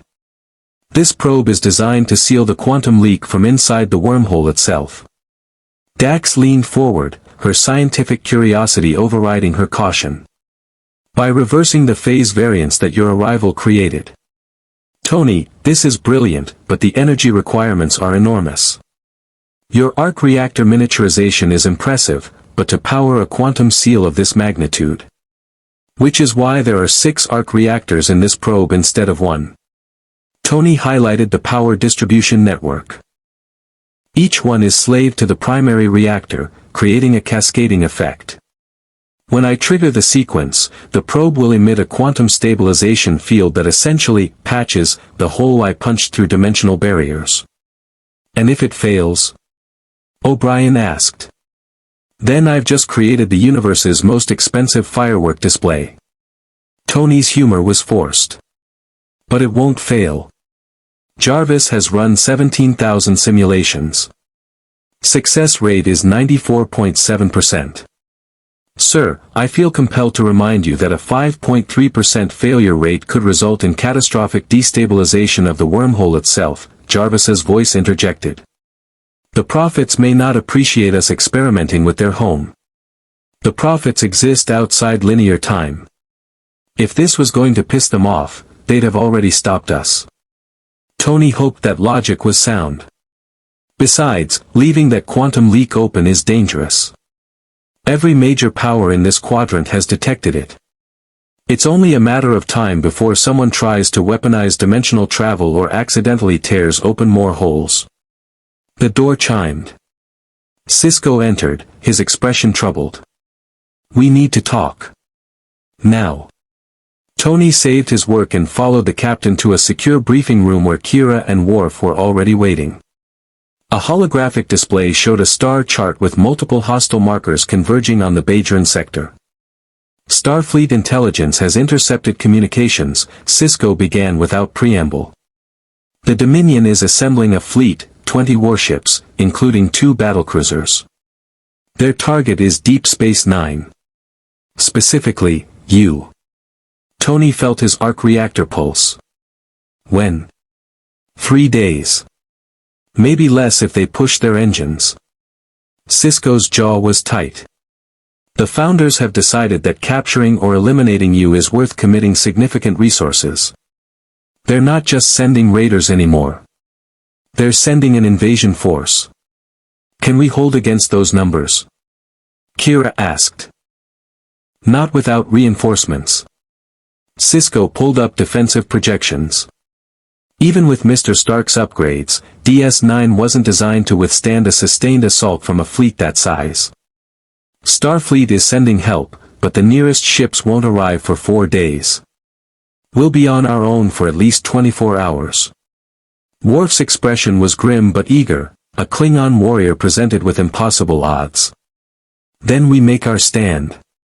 We have the Defiant, the station's weapons, and Mr. Stark's armor. We can inflict significant casualties before they overwhelm us. That's a Klingon solution, Tony said. I'm thinking more along the lines of not being here when they arrive. Everyone turned to look at him. You want to evacuate? Kira's voice carried disbelief. This station is strategically vital. If we abandon it, the Dominion controls the wormhole. I don't want to evacuate. I want to disappear. Tony's mind was racing, pieces clicking together with the speed that had made him one of Earth's greatest inventors. Jarvis, pull up the cloak specifications we scanned from that Romulan warbird. Sir, the Romulans use a forced quantum singularity to bend light and censor radiation around their ships. We lack both the technology and power source to replicate. Not replicate. Adapt. Tony was already pulling up schematics, his fingers flying through holographic interfaces. We don't need to cloak the entire station perfectly. We just need to hide it long enough for the Dominion fleet to waste time searching in the wrong place. What if we used the wormhole's exotic matter to create a sensor shadow? The quantum instability is already there, we just redirect it, make DS-9 sensor signature blend into the background cosmic radiation. O'Brien's eyes widened. A localized subspace disruption field. We project it around the station, and to sensors, we'd look like empty space. Not perfect invisibility, but enough to fool long-range scans. How long would it last? Sisko asked. Hours at most, Dax said, already running calculations. The power requirements would drain the station's reserves. And any ship that got close enough would see through it. But if they're not looking closely because they think we evacuated? Tony grinned. Captain, what if we make them think we ran? We broadcast a fake evacuation order, send some shuttles toward Federation space loaded with sensor buoys mimicking life signs, and then hide the station right under their noses. When they chase the decoys, we're free to launch a surprise attack. A tactical withdrawal that's actually a tactical repositioning, Worf said slowly. Deception rather than direct confrontation. It is, not without honor. It's risky, Kira said. If they detect us, we lose the element of surprise and face them from a weakened position. All the options are risky, Sisko said. But Mr. Stark's plan gives us a chance to survive long enough for reinforcements to arrive. He looked at Tony. Can you actually build this sensor shadow device in 3 days? 2 days. I need the 3rd day to deploy the quantum seal probe and close that dimensional leak before the Dominion fleet arrives. If they detect that beacon while attacking, they might try to exploit it for dimensional weapons or reinforcements from parallel universes. Tony pulled up a work schedule. It's going to take every engineer on this station working round the clock, but yeah, we can do it. Then make it happen. Chief, you're with Mr. Stark. Coordinate with the engineering staff. Dax, I want those sensor decoys ready to launch. Make them convincing, full life signs, power signatures, the works. Kira, work with Odo to screen every crew member involved. No more changeling infiltrators. As the meeting broke up and people rushed to their assignments, Dax caught Tony's arm. That was impressive tactical thinking for someone who claims to be just an engineer. I've been part of the Avengers long enough to pick up strategy. And I've fought enough battles to know that sometimes the best weapon is making your enemy think you're somewhere you're not. Tony's expression grew more serious. Dax, that quantum seal probe, I need to deploy it personally. The calculations require real-time adjustments that only I can make. Into the wormhole. Tony, the prophets are unpredictable. They might interpret your presence as hostile. They could strand you in their realm, or worse. Then I guess I better hope they liked our first conversation. Tony tried to sound confident, but his heart was racing. Besides, if this works, it solves multiple problems. I close the dimensional leak, remove the beacon attracting every hostile power in the quadrant, and maybe, just maybe, find a way home while I'm in there. Dax's spotted features showed understanding. You've been thinking about this since the prophets showed you those visions. What did they show you, Tony? You never told us. Tony was quiet for a moment, remembering the workshop filled with his regrets, the destroyed DS-9, the militarized fleet using his technology. They showed me what happens if I make the wrong choices. If I let my technology become weapons instead of protection. If I turn the Federation into something it's not supposed to be. And now you're risking your life to prevent that future. It's what I do. Make messes, clean them up, try not to blow up the universe in the process. Tony's smile was tired. Though I've got to admit, this is a bigger mess than usual. The next 2 days were a blur of engineering work that would have been impossible without Tony's genius and the Federation's advanced manufacturing capabilities. The sensor shadow device took shape, a network of emitters positioned around DS-9's hull, each one powered by jury-rigged arc reactor technology that made O'Brien simultaneously impressed and horrified. This is brilliant and terrifying, the chief engineer muttered as they installed the final emitter on the station's upper pylon. If one of these reactors destabilizes, they won't. Jarvis is monitoring every fluctuation. Tony was exhausted, running on coffee and the same manic energy that had kept him going during the Battle of New York. How's the probe looking? Ready for deployment. Dax finished the quantum resonance calibrations an hour ago. It's loaded onto a runabout in Launch Bay 4, waiting for you. O'Brien's expression was concerned. Tony, are you sure about this? Going into the wormhole alone? Jarvis will be with me. And technically, so will the prophets, since they exist throughout the wormhole simultaneously. Tony tried to make it sound less insane than it felt. Besides, someone has to deploy the probe at the exact center of the wormhole's quantum matrix. And since I'm the only one who understands both arc reactor technology and the dimensional breach I created, that someone is me. You could die in there. I could die out here when the Dominion fleet arrives. At least this way, I'm doing something useful. Tony clasped O'Brien's shoulder. Chief, if this goes wrong, if I don't come back, the station upgrades are complete. You can maintain them without me. The technical documentation is in your workshop, encrypted with protocols Jarvis will give you. Just, try to make sure Starfleet doesn't militarize my work. Please. O'Brien nodded, unable to speak. 20 minutes later, Tony stood in the runabout, a small Federation shuttle designed for long-range missions. The quantum seal probe was secured in the cargo bay, its arc reactors humming with barely contained power. Jarvis had been uploaded to the runabout's computer systems, his familiar voice providing comfort in the unfamiliar cockpit. Sir, I must once again express my reservations about this plan. Noted and ignored, J. Tony powered up the engines. Ops, this is Stark. Requesting permission to launch. Sisko's voice came through, carrying weight Tony hadn't heard before. Permission granted.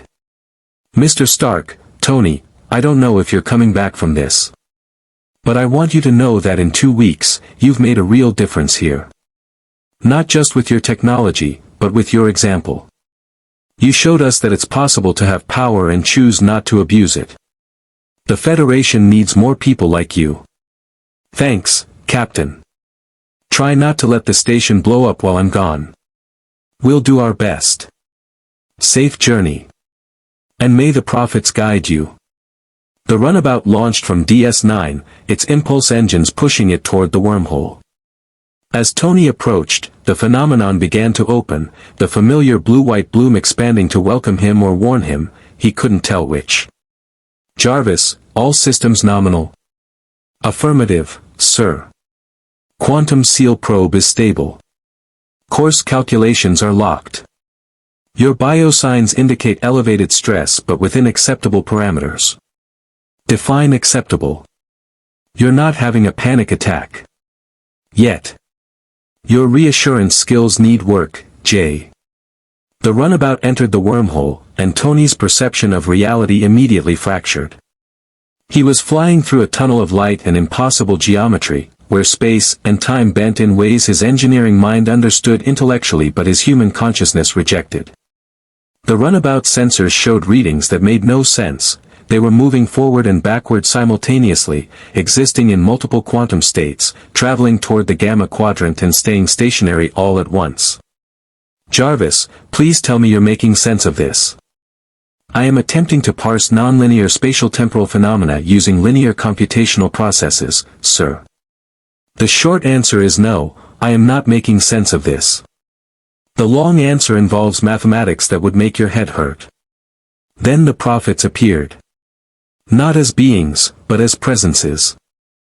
Tony felt them in the runabout, around the runabout, inside his own mind. The voices spoke in perfect unison, carrying curiosity and something that might have been approval. The Stark returns to the temple. The Stark brings the device. The Stark seeks to repair what the Stark damaged. That's the idea, Tony said, unsure if speaking aloud mattered.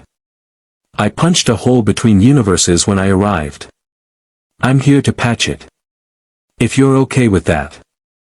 The linear beings always seek to repair. To fix what is broken. The prophets understand this need. But the Stark does not understand, the breaking and the fixing are the same moment. The whole exists and does not exist. The repair is already complete and never begun. Tony's head was starting to hurt despite Jarvis's warning. Okay, look, I know you exist outside time. I get that past, present, and future are all the same to you. But in my linear existence, there's a quantum leak that's attracting hostile forces to this region. I need to seal it before people die. Can you help or at least not stop me? The Stark fears death. The Stark fears consequence.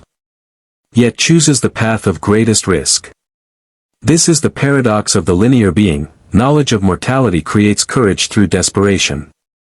Images flooded Tony's mind again, but different from the temple vision. He saw himself deploying the probe successfully, saw the dimensional breach sealing, saw the Dominion fleet arriving at an empty-seeming DS9 and falling into Sisko's trap. He saw survival. But he also saw failure. The probe destabilizing, the wormhole collapsing, himself scattered across dimensional barriers like the Green King had been scattered across the Spider-Man's multiverse. He saw DS9 destroyed. He saw the Dominion winning. And in a third vision, he saw himself returning home. Not through the wormhole, but through a pathway the prophets themselves created, a gift for repairing what he'd broken. He saw Pepper Potts' face, saw Happy Hogan, saw New York's familiar skyline. 3 paths exist simultaneously. The Stark chooses which becomes real through action. This is the burden of linear existence. This is the gift. Wait, Tony said urgently. You're saying if I deploy this probe successfully, you'll send me home? You can do that? The prophets exist across barriers. The prophets can guide the Stark to the place that was home. But only if the Stark completes the task. Only if the choice is made freely. Tony felt his breath catch.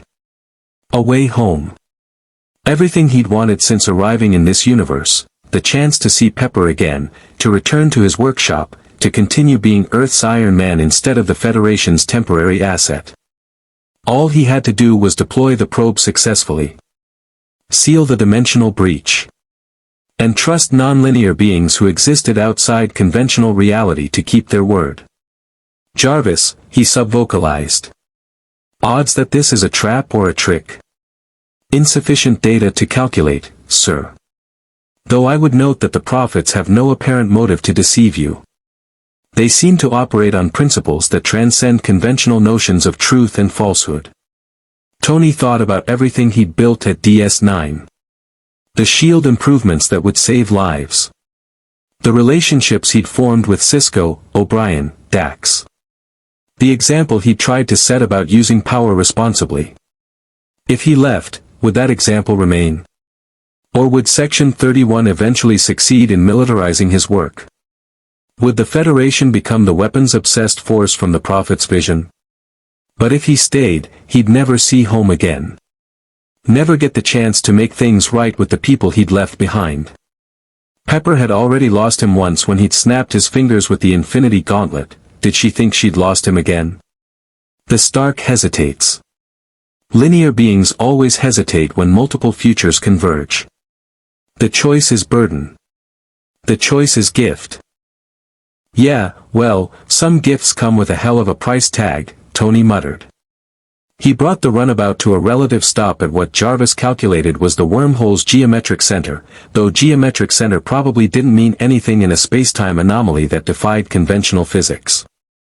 The quantum seal probe was ready. All he had to do was deploy it. And make his choice. Tony's hands hovered over the deployment controls, the arc reactor in his chest pulsing in rhythm with his elevated heartbeat.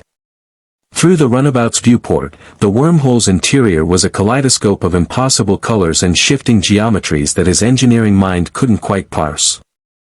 Sir, Jarvis said quietly, your cortisol levels are spiking. You're experiencing analysis paralysis, a state in which too many variables create decision-making gridlock. Thanks for the diagnosis, Jay, really helpful right now. I merely observe that in past situations requiring critical decisions, you've relied on instinct rather than analysis. The cave in Afghanistan. The wormhole over New York. Sokovia. Each time, you made the choice that felt right rather than the one that made logical sense. Tony closed his eyes, letting his mind quiet. What felt right? The vision of Pepper's face. Home. Everything he'd built over a lifetime. That pulled at him with gravitational force.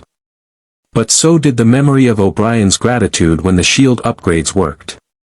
Dax's scientific excitement as they collaborated on the quantum probe. Cisco's trust despite having every reason to view Tony as a dangerous variable. Even Worf's grudging respect after the battle with the Jem'Hadar. Jarvis, if I go home, what happens to DS9? Without your presence, the station will be vulnerable during the Dominion attack. The sensor shadow device requires your arc reactor expertise to maintain. Probability of successful defense drops to 42% without you. And if I stay? Probability increases to 78%. However, you forfeit the opportunity to return home. Given the Prophet's nonlinear nature, this offer may not be extended again. The Prophet's voices whispered through his consciousness again, not speaking but simply present, waiting for his decision with the patience of beings who existed outside time. Tony thought about the first moment he'd become Iron Man, trapped in that cave, building the armor from scraps, knowing he might die but choosing to fight anyway. He'd made a decision then that had defined everything since. Power should be used to protect, not to profit. And right now, Deep Space Nine needed protection more than Tony Stark needed to go home. Okay, he said aloud. Okay. I've made my choice. He initiated the deployment sequence. The cargo bay doors opened, and the quantum seal probe launched into the wormhole's impossible space. Tony's hands flew across the controls, making real-time adjustments as Jarvis fed him data about quantum fluctuations and dimensional variance. The probe reached its designated position and activated. 6 arc reactors flared to life simultaneously, their combined output creating a quantum stabilization field that began spreading through the wormhole like ripples in a pond. Tony watched sensor readings that showed the dimensional breach, the quantum leak his arrival had created, beginning to seal. But something was wrong. "Sir, I'm detecting an anomaly.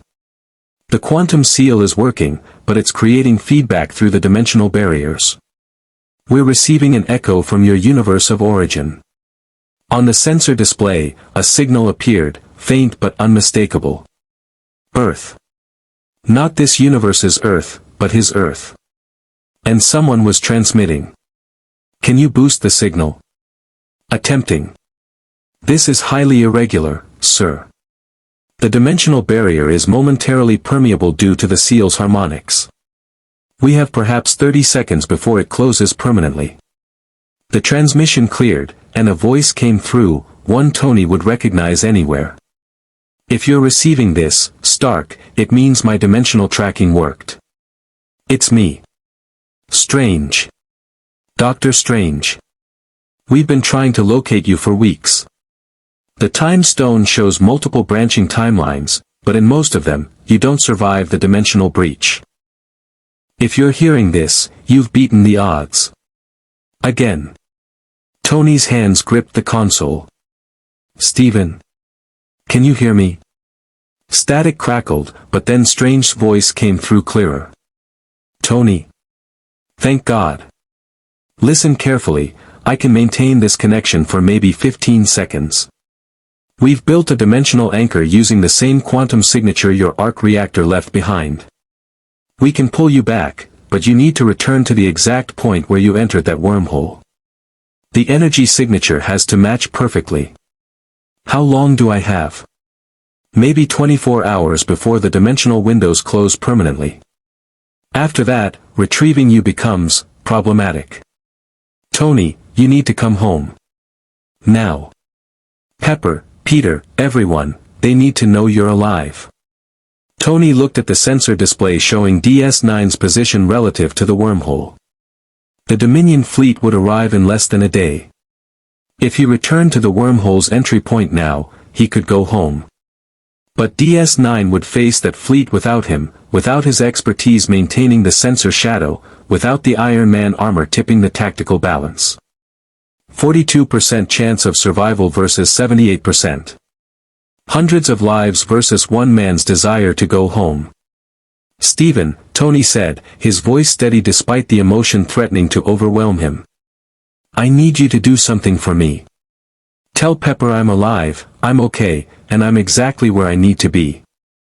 Tell her I love her, and I'm sorry, but people here need help I can provide.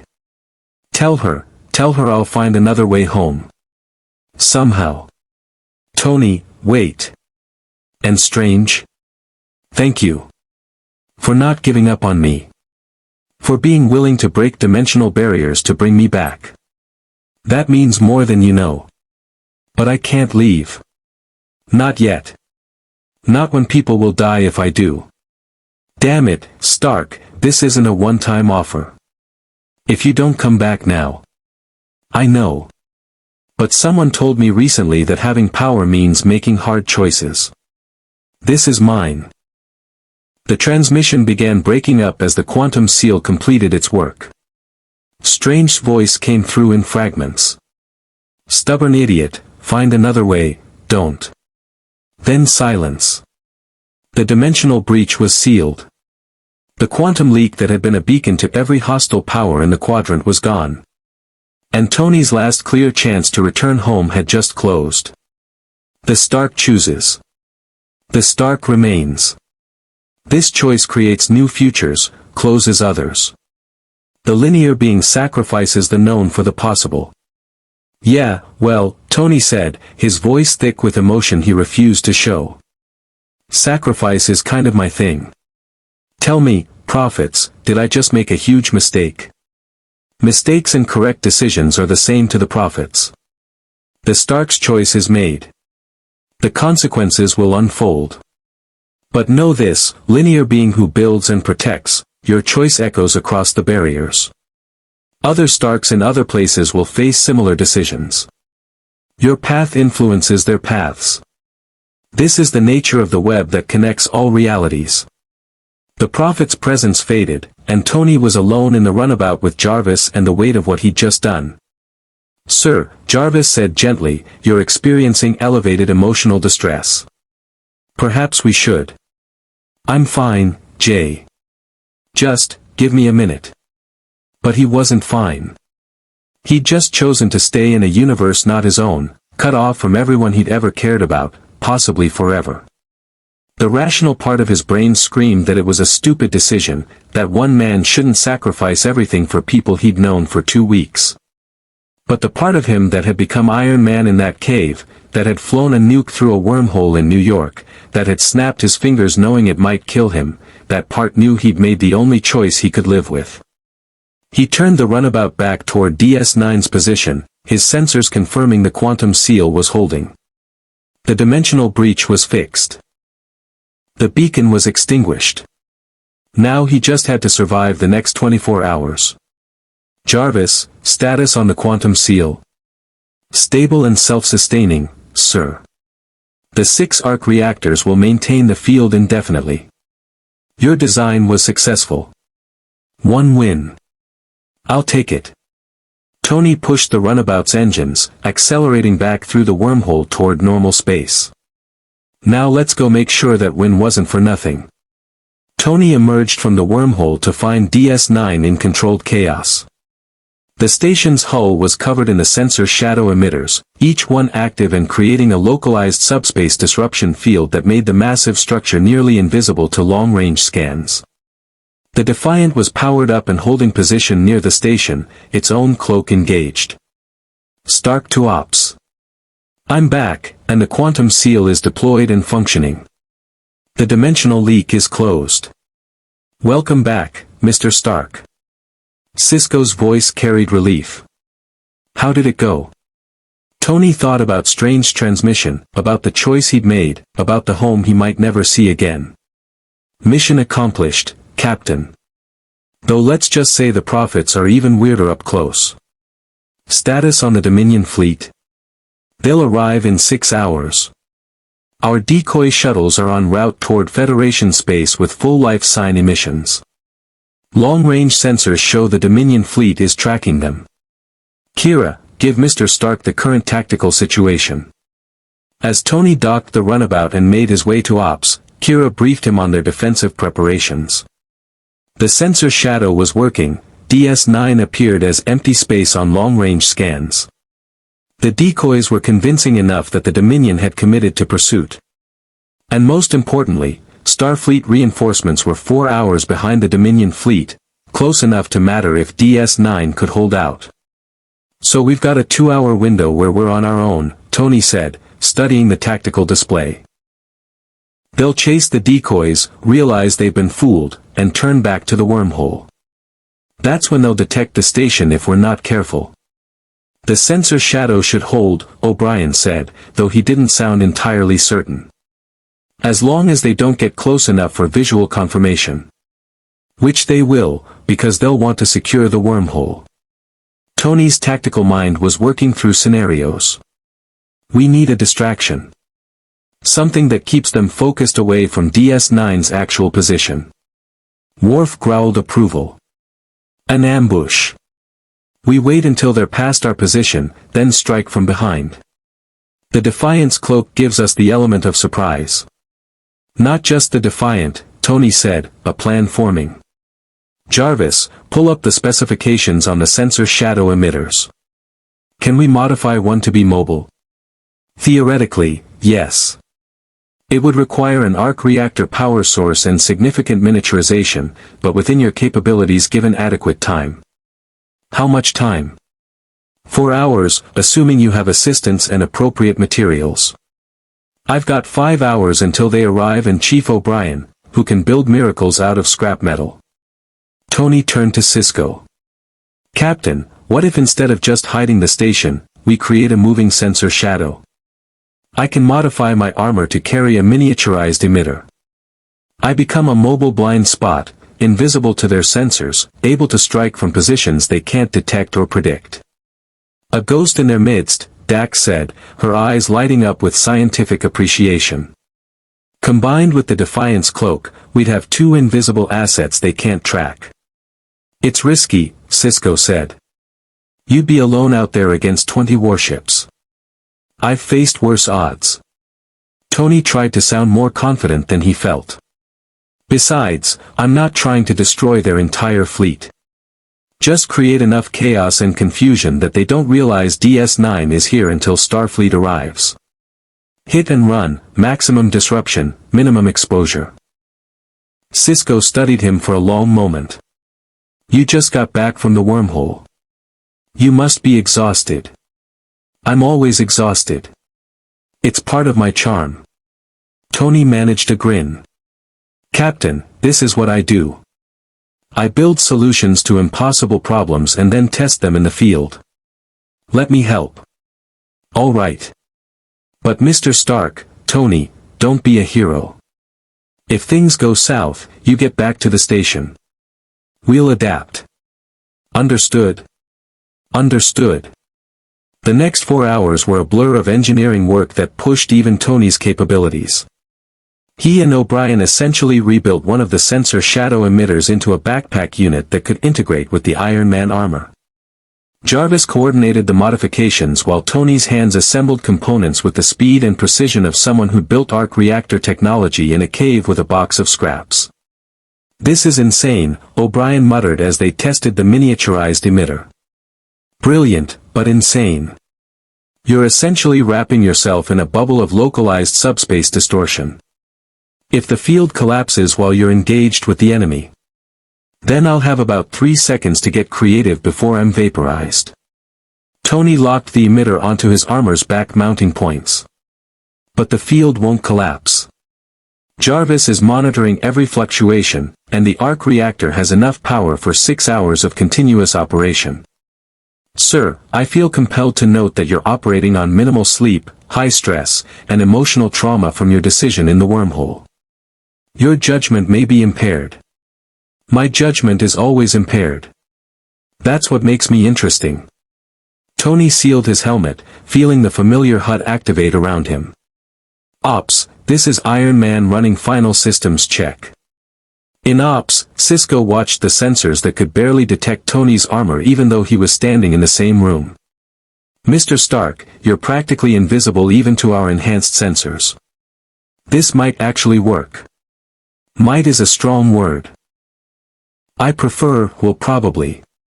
Tony flexed his armor servos, feeling the additional weight of the sensor shadow emitter. What's the fleet status? They've reached our decoy shuttles, Dax reported. And they've just realized their decoys. They're turning back toward the wormhole. ETA 45 minutes. Then it's showtime. Tony moved to the airlock. Captain, I'll take up position between their approach vector and the wormhole. When they arrive, I'll start picking off their rear guard. Once they're confused and distracted, the Defiant can hit them from another angle. 2 ghosts, maximum chaos. The Defiant will launch in 30 minutes, Sisko confirmed. Mr. Worf, prepare the ship for combat operations. Battle cloak protocols. We hit them hard and fade before they can respond. As Tony launched into space from DS9's airlock, the sensor shadow field wrapping around him like a cloak of distorted subspace, he felt the familiar rush of adrenaline that came before every battle. This was what he was good at, putting himself between innocent people and danger, using his mind and his technology to even impossible odds. The Dominion fleet appeared on his sensors, 20 warships in attack formation, their Polaron beam arrays charged and ready. They looked like predators, sleek and deadly, converging on what they thought was an undefended wormhole. They had no idea that Tony Stark was waiting for them. And they were about to learn why you didn't mess with Iron Man, no matter what universe he was in. Tony floated in the void between stars, watching the Dominion fleet approach through sensor displays that painted them as 20 angry red markers on his HUD. His armor's sensor shadow kept him invisible, a ghost in the machine, waiting for the perfect moment to strike. Jarvis, tactical analysis. Which ship should we hit first? Recommend targeting the trailing destroyer on the fleet's port flank, sir. It's isolated from mutual support fire, and eliminating it will create confusion in their formation without immediately revealing our position.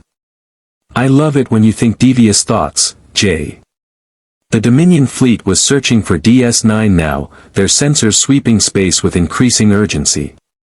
Tony could hear their communications through the armor's intercepted subspace channels, Vorta commanders coordinating Jem'Hadar soldiers, discussing search patterns and attack vectors. They knew DS9 was here somewhere. They just couldn't find it. Tony armed his repulsors and micromissile batteries, calculating attack vectors with the precision of someone who'd fought in 3 dimensions more times than he could count. The trailing destroyer passed within 200 meters of his position, close enough that he could see its hull details through visual magnification. Engaging now. Tony's repulsors fired at point-blank range, twin beams of white-hot energy striking the destroyer's aft shields. The shields collapsed under the focused assault, and his micromissiles followed through the breach, impacting the ship's impulse engines with devastating precision. The destroyer's engines exploded in a cascade of plasma and debris. The ship went dark, tumbling out of formation as emergency power failed. And the Dominion fleet had absolutely no idea what had hit them. Report. A Vorta voice screamed over the comm channels. What happened to Vessel 7 Alpha? Unknown. Sensors detected no weapons fire. The ship simply exploded. Tony was already moving, his flight systems carrying him silently away from the crippled destroyer toward his next target. The sensor shadow made him effectively invisible, his weapons fire appeared to come from nowhere, ghost strikes that left the Dominion scrambling to understand what was happening. Sir, the Defiant is launching, Jarvis reported. Captain Sisko is engaging the fleet's forward elements. On Tony's tactical display, he watched the Defiant decloak, unleash a devastating barrage of quantum torpedoes into the lead battlecruiser, then recloak before return fire could lock on.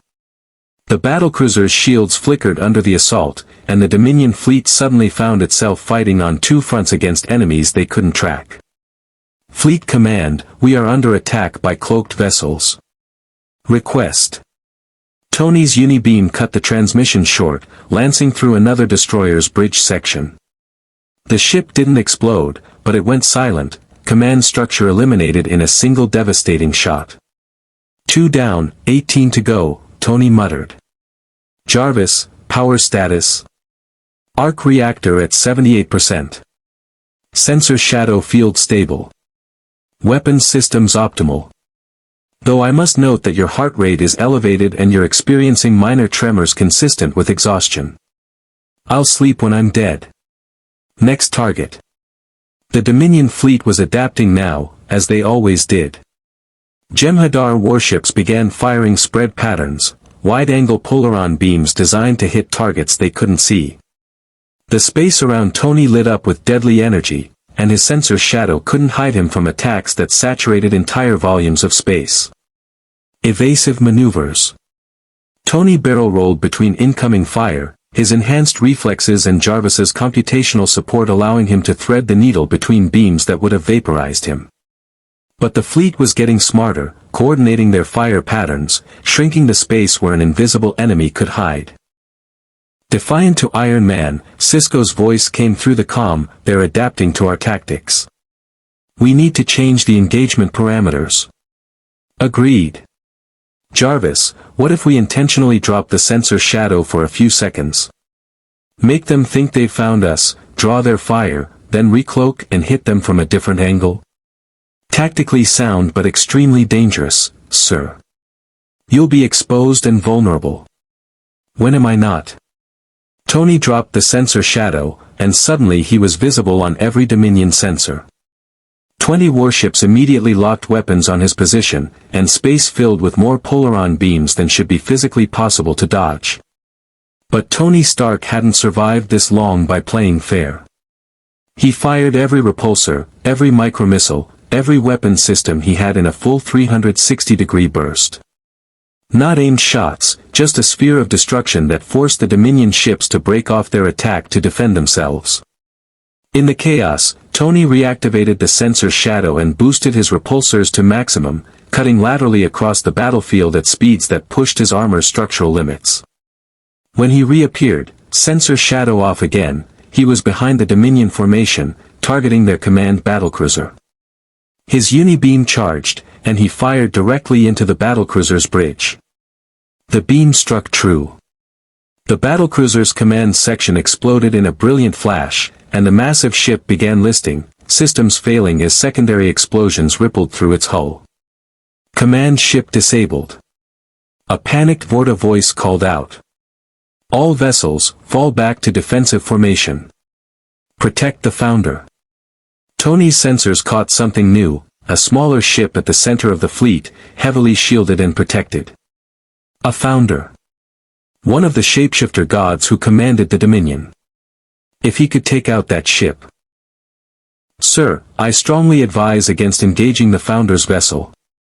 It will be the most heavily defended target in the fleet. Since when do I take your advice on strategy? Since never, which is why I continue offering it despite its consistent rejection. Tony angled toward the Founder's ship, but the Dominion fleet closed ranks around it like antibodies protecting a vital organ. 12 warships formed a wall of overlapping shields and weapons fire, making approach impossible. The Defiant appeared from cloak again, hitting the defensive formation from above with everything it had. Quantum torpedoes, pulse phasers, and a determination born of desperation. The Dominion's shields flickered but held. Iron Man, we can't break through their defense. Cisco's voice carried frustration. We need to fall back and wait for Starfleet reinforcements. How long until they arrive? 90 minutes. Can you maintain operations that long? Tony checked his power levels. The sensor shadow was draining his arc reactor faster than projected. Weapons fire had stressed his armor systems. And he was running on fumes physically, his body sustained only by adrenaline and stubborn refusal to quit. Honestly? Probably not. Tony fired repulsors at another destroyer, keeping the fleet distracted. But I don't need 90 minutes. I just need to keep them occupied long enough that they don't find DS9. Which was when his sensors detected something that made his blood run cold. A Dominion warship had broken from the main fleet, not retreating, but moving on a search pattern that would take it directly through the space where DS9 was hiding. And if it got close enough, even the sensor shadow wouldn't be enough to hide the station. Captain, you've got a ship heading toward your position. ETA 4 minutes. We see it. We're maintaining sensor shadow protocols and hoping they pass by. And if they don't? Cisco's pause was answer enough. If the Dominion ship detected DS9, the entire fleet would converge. The station's upgrades would help, but not against overwhelming numbers. People would die. Tony made a decision that was simultaneously heroic and stupid, which, he reflected, pretty much summed up his entire career as Iron Man. I'm going after that ship. And I'm going loud. Mr. Stark, that will expose your position to the entire fleet. That's the idea, Captain. I draw their attention, that ship breaks off its search pattern to engage me, and DS9 stays hidden. It's called being a very attractive target. It's called suicide. I've done that before. Didn't stick. Tony dropped the sensor shadow completely and activated every light, beacon, and system on his armor. He became a star in the darkness, impossible to miss, screaming, "I'm here, come get me," in the universal language of glowing targets. The Dominion fleet noticed immediately. All vessels, concentrate fire on the armored target. Destroy it. Tony accelerated toward the ship approaching DS9, putting himself directly in its path. Polaron beams lanced through space, more firepower than any one target should face. Jarvis calculated that they had a 2.4% chance of survival. Tony had beaten worse odds. He fired everything, repulsors at maximum output, micromissiles in full spread, even his emergency flares that were designed for atmospheric combat but worked surprisingly well in vacuum. The ship ahead of him tried to evade, but Tony was faster, more maneuverable, and completely insane. He collided with the ship's forward shield. Not accidentally. Deliberately. Tony had calculated the shield's resonance frequency and matched his arc reactor's output to create destructive interference. When armor met shield, the energy barrier collapsed in a spectacular failure of physics. Tony's armored fist punched through the hull.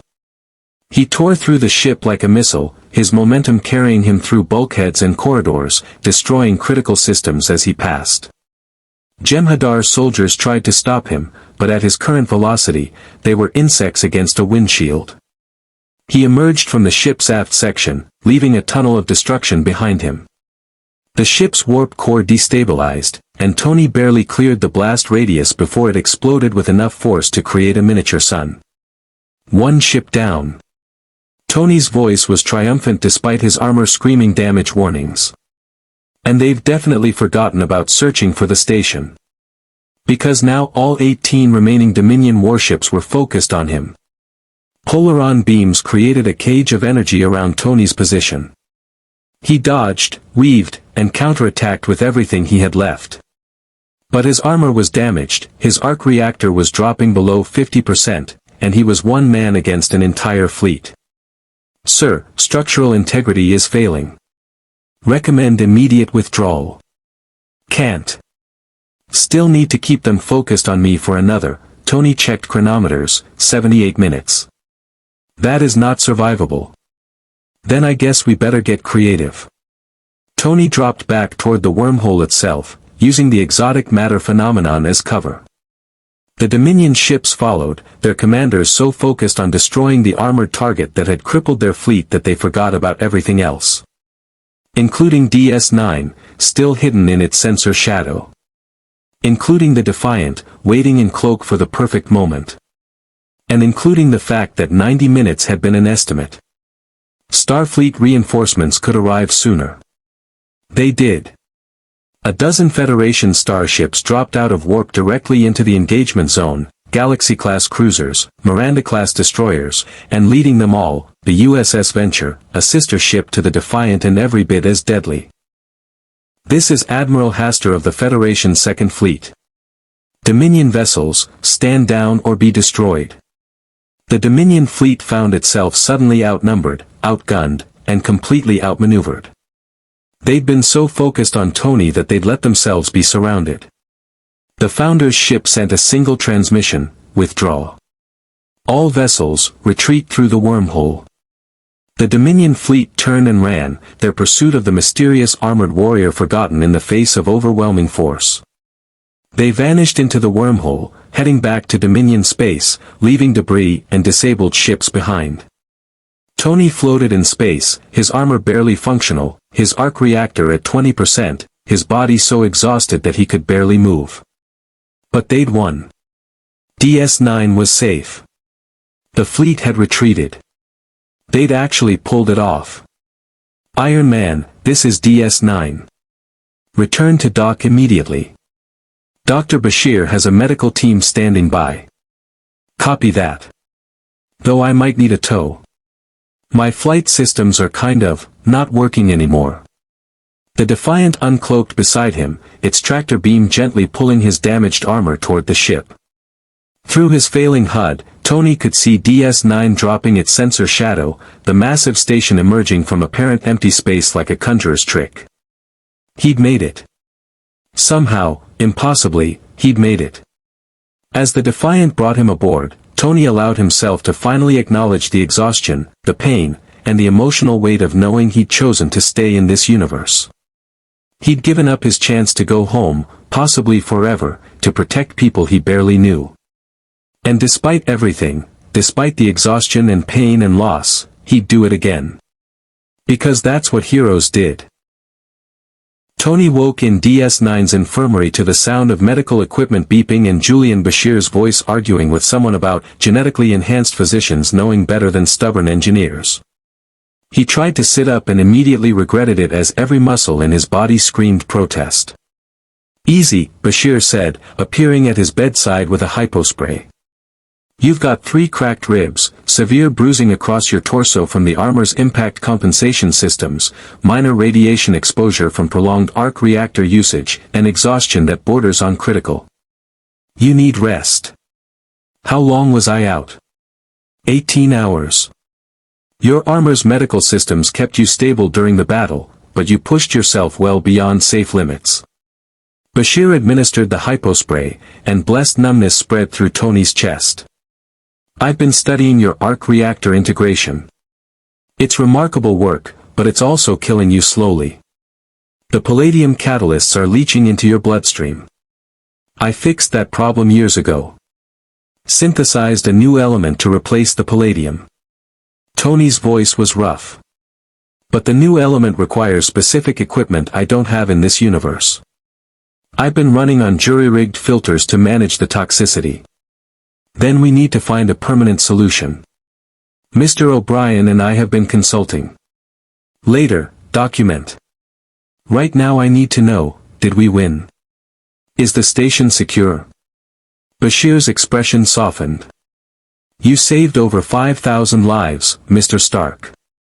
DS9 is secure, the Dominion fleet retreated, and Starfleet has established a permanent defensive perimeter around the station.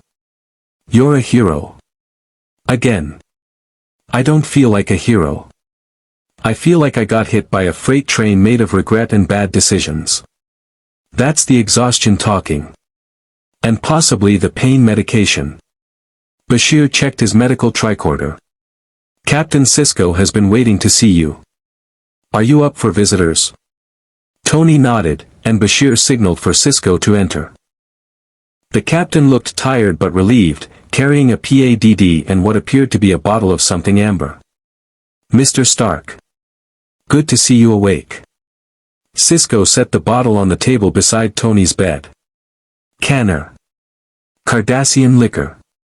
Not my preference, but I thought you might appreciate something stronger than replicated synthahol after what you went through."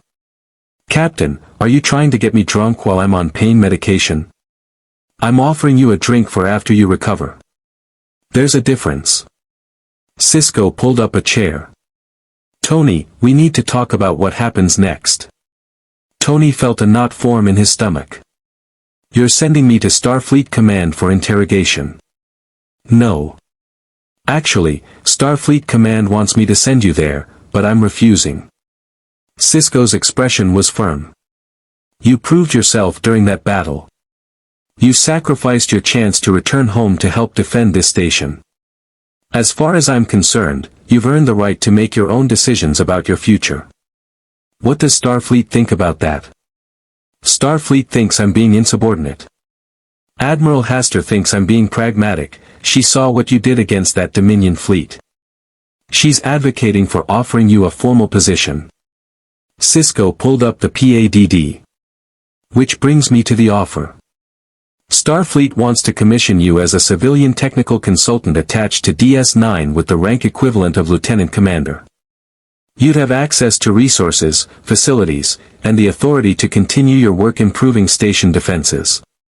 In exchange, you'd provide technical expertise when requested and assist with military operations when appropriate. Let me guess, Section 31 hates this idea because it means I'm under official oversight instead of operating in shadows where they can manipulate me.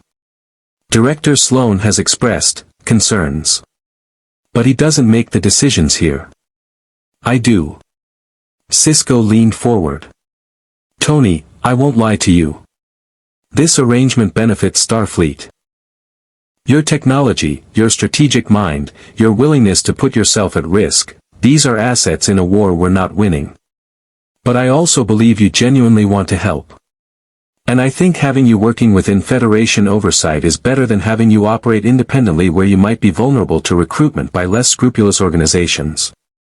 Tony thought about Section 31's offer, about the Romulans' promise of resources and freedom, about all the ways people wanted to use him. But Sisko was offering something different: partnership with accountability, support with boundaries. What about my tech? The arc reactor specifications, the armor designs, am I expected to hand those over? No. Your personal technology remains your property. What you choose to share is your decision.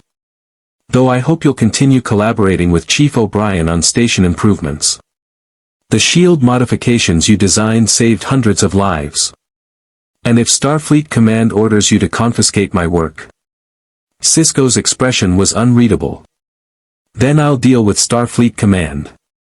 Tony, I believe in following orders. But I also believe in doing what's right. You've demonstrated trustworthiness and restraint with technology that could revolutionize warfare. I'm not going to betray that trust by trying to steal from you. Tony studied the captain, looking for deception or hidden agenda. He'd dealt with enough politicians and military brass to recognize manipulation. But Sisko seemed genuine, a man trying to do the right thing in impossible circumstances. All right. I accept. On one condition. Name it. I get to keep working on finding a way home. Even if it takes years, even if the odds are astronomical, I don't give up on that goal. And Starfleet doesn't interfere with my research into dimensional travel. Agreed. Though I'd suggest coordinating with Commander Dax. Her expertise in spatial anomalies could prove invaluable. Sisko stood, extending his hand. Welcome to Deep Space Nine, Lieutenant Commander Stark. Officially this time. Tony shook his hand, sealing an agreement that would define his existence in this universe. He was committed now, not just helping temporarily, but truly staying, truly becoming part of this reality. After Sisko left, Dax entered, her spots crinkling with a smile that suggested she knew something amusing. You look terrible, she said cheerfully. You look like you're enjoying my suffering. A little. But I'm also here to show you something. She pulled up a holographic display showing complex quantum equations. While you were unconscious, I analyzed the data from your wormhole trip. The quantum seal you deployed isn't just closing the dimensional breach, it's actually creating a stable framework that could theoretically be reversed. Tony sat up straighter despite his ribs' protest. You're saying I could reopen the breach? Carefully, precisely, and with enough power, yes. It would require calibration using your unique quantum signature, the dimensional fingerprint you left when you arrived. But Tony, it could work. We could potentially create a controlled pathway back to your universe. How long? Years, probably. The mathematics alone will take months to work out. We'd need to build equipment that doesn't exist yet. And there's no guarantee the pathway would be stable enough for transit. Dax's expression grew serious. But it's possible. Slim possibility, but real. Tony felt something he'd been afraid to feel since making his choice in the wormhole: hope. Thank you, Jadzia. For not giving up on this. We take care of our own, Tony. And like it or not, you're one of us now. She closed the hologram. Besides, I've got 8 lifetimes of scientific curiosity. You think I'm going to pass up the chance to solve dimensional travel? Not likely. Over the next 2 weeks, Tony settled into life on DS9 with the same intensity he'd brought to being Iron Man. He established a proper workshop on the lower pylons, not just O'Brien's makeshift space, but a full laboratory equipped with fabrication equipment, testing ranges, and enough computing power to make Jarvis comfortable. The armor was rebuilt, upgraded, improved. Tony incorporated lessons learned from the Dominion battle: better energy distribution, enhanced structural integrity, improved sensor systems that could detect changeling infiltrators and cloaked ships. He called it the Mark 51, and it represented the fusion of Stark technology with Federation principles. He worked with O'Brien on station improvements, taught Starfleet engineers about miniaturization techniques, carefully avoiding anything that could be weaponized, and spent long nights with Dax running quantum calculations that might someday lead him home. But he also started building a life. Quark's bar became his regular haunt. The Ferengi bartender was a shameless profiteer, but he stocked actual alcohol instead of synthahol and had a wit sharp enough to match Tony's sarcasm. They developed an odd friendship built on mutual cynicism and appreciation for good business sense. Odo tolerated him with the grudging respect one engineer gives another, both of them builders trying to maintain order in chaos. They worked together refining the changeling detection protocols, turning Tony's sensor modifications into standard security equipment throughout the station. Bashir became something like a friend, their conversations ranging from medical ethics to the nature of human enhancement. The doctor was fascinated by Tony's arc reactor, and Tony was intrigued by Bashir's genetic augmentation. Two men who'd been changed by science, trying to figure out what that meant for their humanity. Even Worf showed approval in his own Klingon way, mostly by inviting Tony to join weapons practice and not killing him when Tony inevitably made jokes during combat drills. But it was his working relationship with Sisko that defined Tony's new existence. The captain gave him autonomy but also accountability. He trusted Tony's judgment but questioned his assumptions. He became mentor, commanding officer, and something like the father figure Tony had never quite had, someone who believed in him without trying to control him. 3 months after Tony's arrival, he stood in his workshop late at night, Jarvis displaying three-dimensional models of dimensional mathematics that would have made Stephen Strange jealous. The path home was becoming clearer, still years away, still fraught with impossible challenges, but real. "Sir," Jarvis said quietly, "incoming transmission. It's from Earth." "Your Earth?" Tony's heart stopped. "What? How?" "The quantum seal you deployed appears to have created a weak but stable communication channel. Dr. Strange is transmitting through the dimensional barrier. Audio only, high interference, but viable. Put him through." Static filled the workshop, and then Strange's voice emerged, faint but unmistakable. "Stark. Can you hear me?" "Stephen. Yeah, I can hear you. How are you doing this?" Long story involving the Time Stone, Wong's research into dimensional magic, and enough mystical artifacts to make the Ancient One nervous. "Listen, I don't have much time before this channel closes. Are you all right? Alive? Fighting in someone else's war? Helping where I can?" Tony's voice caught. "Stephen, I couldn't come back. People needed help, and I know. We figured it out. The Time Stone showed us your decision in the wormhole. Wong called you an idiot. I called you a hero. We were both right." Tony laughed despite the emotion threatening to overwhelm him. "How's Pepper?" "Worried. Angry. Proud. She wants you to know she understands why you stayed, but you're not allowed to die in another universe." Her exact words were, "Tell Tony I'll kill him myself if he gets himself killed being noble." That sounds like her. "Tony, listen carefully. We can't retrieve you yet, but we're working on it. Wong and I have been studying the quantum signature you left behind. We think we can establish a stable dimensional bridge, but it'll take time. Maybe years. Can you hold out that long? I've got help here. Good people. Smart scientists. We're working on the same problem from this side." Tony looked at the equations floating around him. "Stephen, I think we can do this. I think I can come home eventually." "Good. Because Earth still needs Iron Man. We all do. And Tony?" Strange's voice grew softer.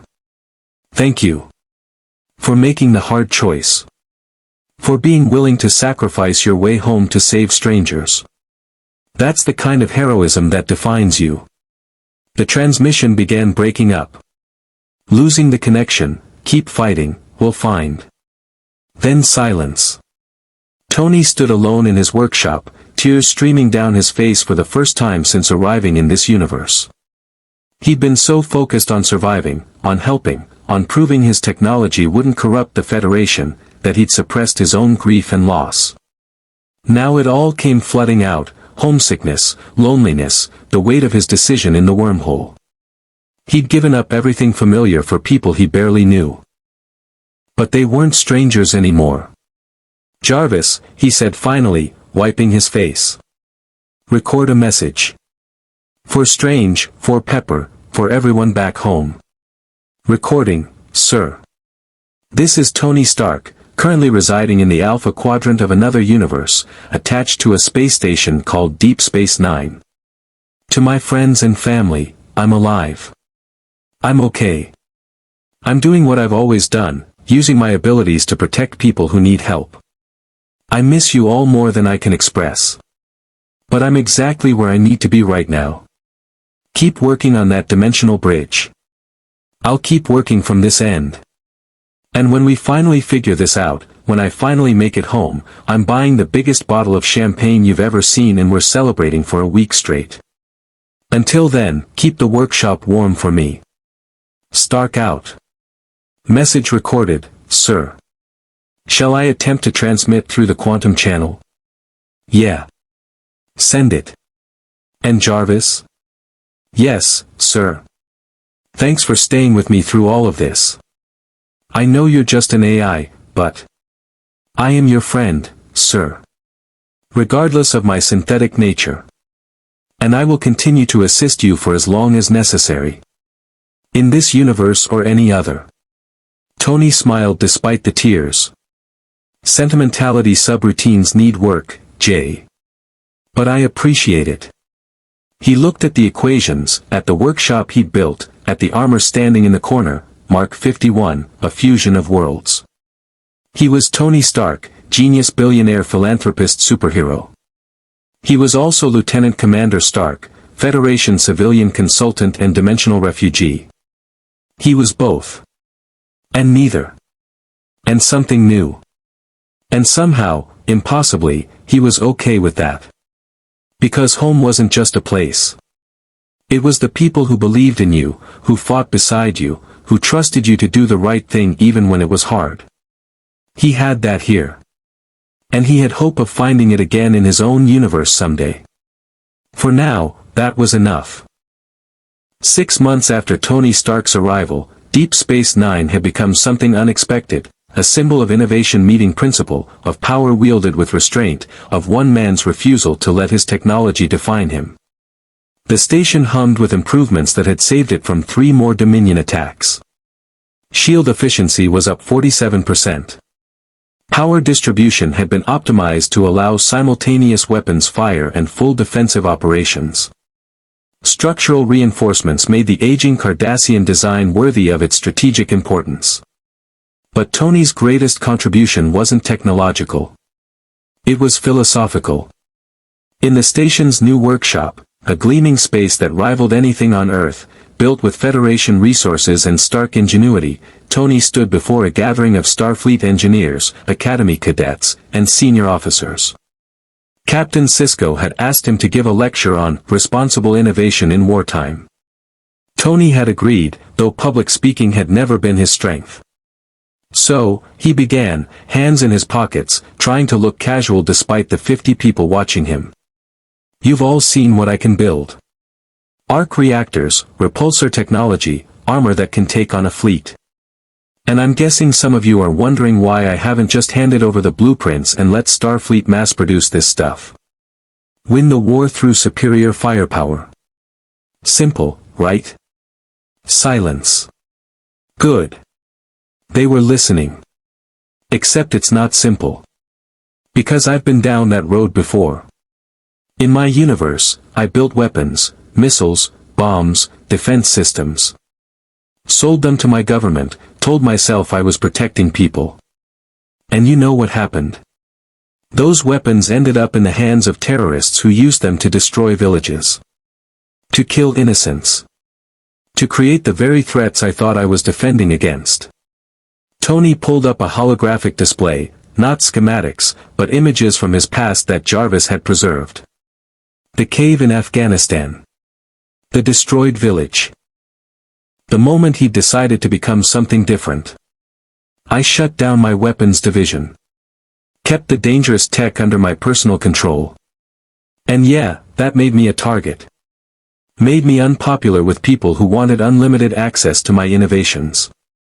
But it also meant that when my technology was used, I knew exactly how and why. A young cadet raised her hand. Sir, but in wartime, doesn't withholding technology that could save lives make you responsible for those deaths? Great question. And it haunts me every day. Tony met her eyes. Here's the thing, technology doesn't end wars. It just changes how they're fought. If I give Starfleet arc reactors, the Dominion will develop countermeasures. Then Starfleet needs better weapons. Then the Dominion adapts again. It's an arms race that never ends, and the only winners are the weapons manufacturers and the graveyards. He pulled up another image, DS9, thriving, defended, alive. But defensive technology? Systems that protect without requiring escalation? That's different. The shield improvements don't threaten anyone. The sensor enhancements detect threats without creating new ones. I can give you those innovations because they don't fundamentally change the nature of warfare. They just help you survive it. Admiral Hastur, sitting in the back, spoke up. Commander Stark, you're describing an idealistic position that may not be sustainable. What happens when the Dominion develops a weapon we can't defend against with current technology? Do we just accept defeat because using your innovations would violate your principles? Tony had been expecting this question. He'd been asking it himself for months. No, Admiral. If the choice is between my principles and genocide, I'll compromise my principles. But we're not there yet. And I'll fight like hell to make sure we never get there. Because the moment we decide that winning justifies any weapon, any tactic, any atrocity, that's the moment we become exactly what we're fighting against. Sisko spoke from his position near the front. Commander Stark recently turned down an offer from Section 31 to develop classified weapons systems. He reported their approach to me immediately, despite knowing it could have been his ticket to unlimited resources. I think that demonstrates his commitment to these principles. It also demonstrates that Section 31 is still trying to recruit you, Admiral Hastur said dryly. Director Sloan doesn't take rejection well. Yeah, I've noticed. He sends me messages every week.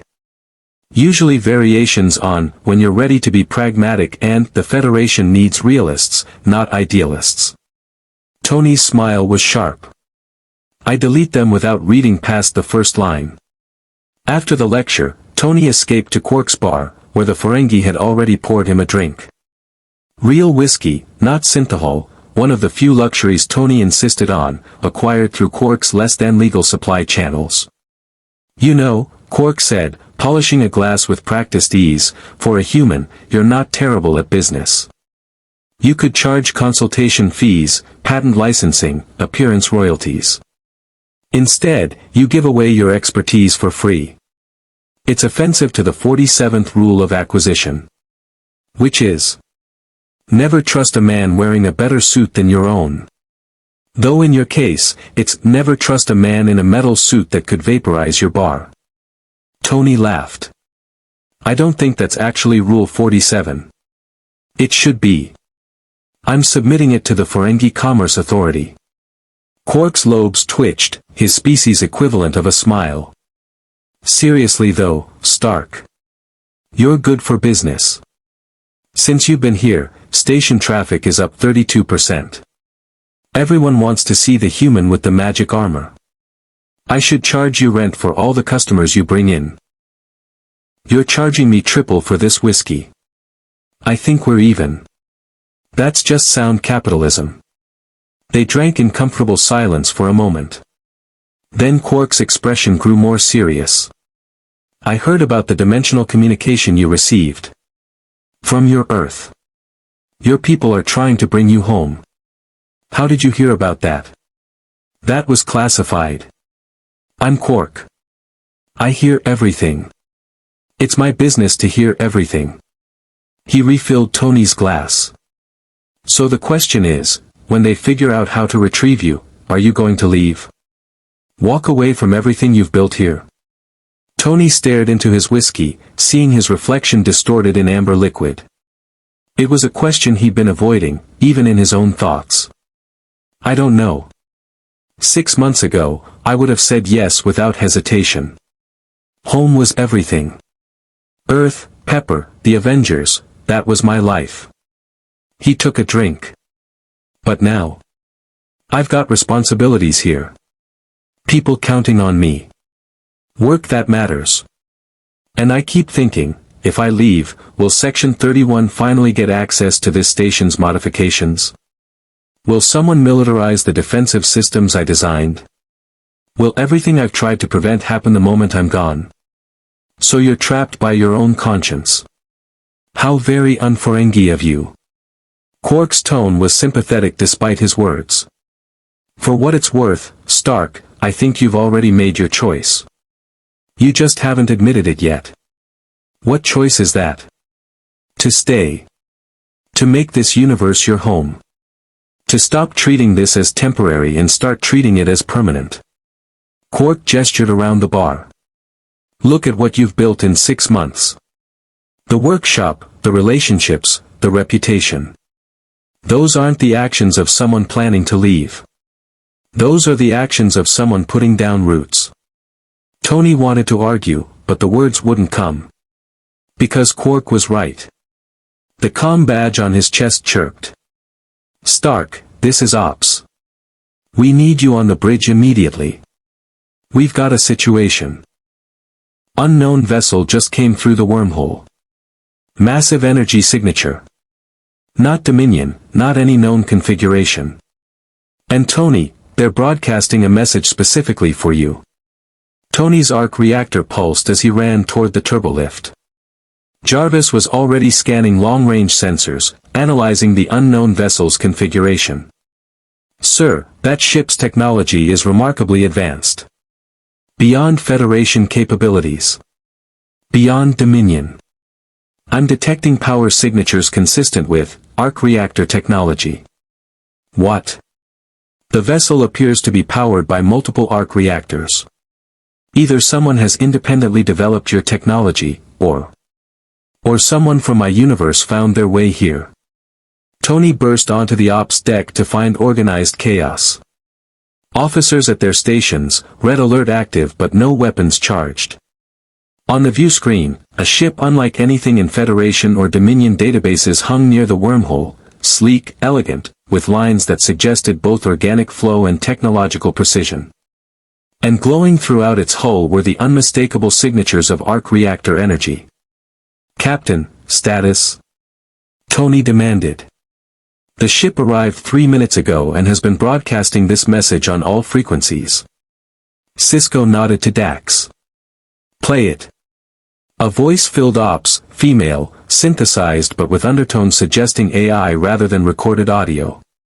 To Anthony Edward Stark, designation Iron Man, formerly of Earth, 616, Alpha, this unit has been dispatched to retrieve you.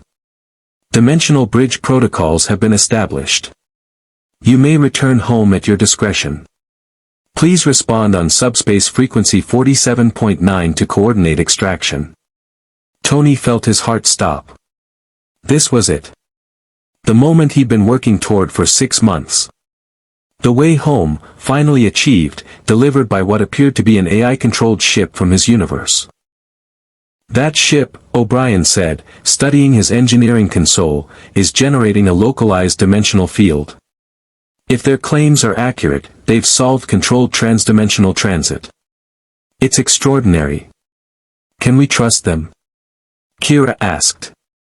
This could be a Dominion trick. Or Section 31 using captured technology to manipulate you. Jarvis, verify that voice signature. Analyzing, sir. The AI's communication protocols are consistent with Stark Industries' encryption standards from your universe. However, I cannot definitively confirm authenticity without direct interface. Tony looked at Sisko. Captain, I need to communicate with that ship. It could be dangerous. It could also be my ticket home. Tony moved to the communications station. I have to know. Sisko nodded reluctantly. Open a channel. Tony took a breath. This is Tony Stark. Identify yourself and explain how you got here. The AI responded immediately. This unit is designated Friday 7, an autonomous exploration vehicle commissioned by Dr. Stephen Strange and Virginia Potts Stark. We were dispatched when dimensional bridge calculations reached viable parameters. Our mission is to retrieve you and return you safely to Earth 616 Alpha. Pepper.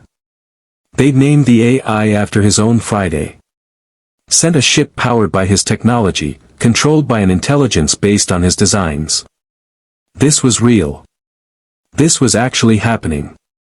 What are the extraction parameters?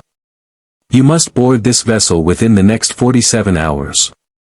After that window, dimensional instability will prevent safe transit for approximately 6.3 years. The choice is yours, Anthony Stark. Come home, or remain in this universe. 47 hours. Less than 2 days to decide whether to leave everything he built on DS9 or return to everything he'd left behind on Earth. Tony felt every eye in Ops watching him. Sisko's expression was carefully neutral. Dax looked sad but understanding. But he also saw the cost, DS9 without his innovation struggling against Dominion attacks. Section 31 finally gaining access to station systems and militarizing his defensive designs. A Federation slowly becoming more aggressive, more willing to compromise principles for victory. His absence creating a vacuum that less scrupulous people filled. Then the vision shifted. He saw himself staying on DS9, continuing his work, refining the dimensional bridge until he could travel between universes at will. Saw himself as a bridge, not just between dimensions, but between ideologies. Teaching the Federation that power and principle could coexist. Showing Section 31 that restraint was strength, not weakness. He saw the Dominion War ending not through overwhelming force, but through innovations that protected without escalating. Saw the Federation emerging from conflict still recognizing itself, still honoring its principles. And in the far future, he saw dimensional gates opening, controlled pathways between universes. Saw himself traveling home for visits, bringing friends from DS9 to Earth, creating connections between realities instead of barriers. The Stark stands at the nexus. The choice is burden. The choice is gift. Both paths lead to purpose. Both paths lead to loss. The Stark must choose which purpose, which loss, which future to make real. The vision faded.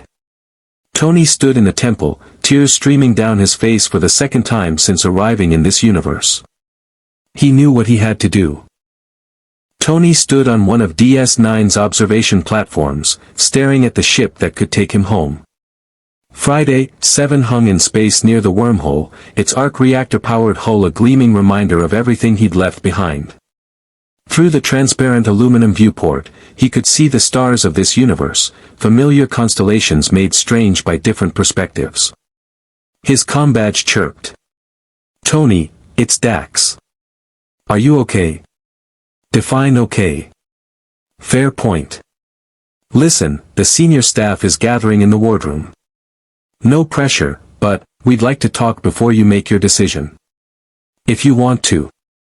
20 minutes later, Tony sat at the wardroom table surrounded by people who'd become more than colleagues. Sisko at the head of the table, Dax to Tony's right, O'Brien across from him, Kira, Worf, and Bashir filling the remaining seats.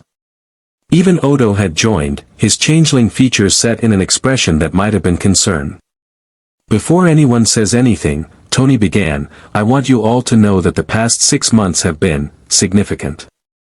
I came here by accident, stayed out of necessity, and somewhere along the way, you all became important to me. So whatever I decide, it's not a rejection of what we've built together. We know that, Sisko said. Tony, you've earned the right to choose your own path.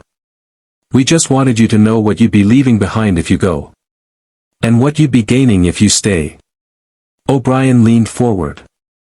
The station improvements we've made, they're not just about technology. They're about what's possible when someone with your abilities chooses to help rather than exploit. You've changed how Starfleet thinks about innovation. That matters. You've also changed how we think about power, Dax added. Watching you refuse to weaponize your technology despite constant pressure, that's been instructive for all of us. Especially for younger officers who see power as something to be maximized rather than managed responsibly. You fight with honor, Worf said simply. And you have taught me that honor exists in restraint as much as in combat. That is a lesson I will carry always. Bashir spoke next. From a medical perspective, you're a walking miracle. But more than that, you're proof that enhancement, whether through technology or genetics, doesn't have to define who you are. You've shown me that it's not about what makes you different, but how you choose to use those differences. And you've made my job more difficult, Odo grumbled, by teaching every engineer on this station that rules are negotiable if you're clever enough. But you've also improved security protocols that have saved lives. I suppose that's a fair trade. Kira was last to speak, and her voice carried weight. Tony, I spent years fighting the Cardassian occupation of Bajorans. I learned to hate oppressors, to see power as inherently corrupt. But you've shown me something I needed to see, that power can be wielded without becoming an oppressor.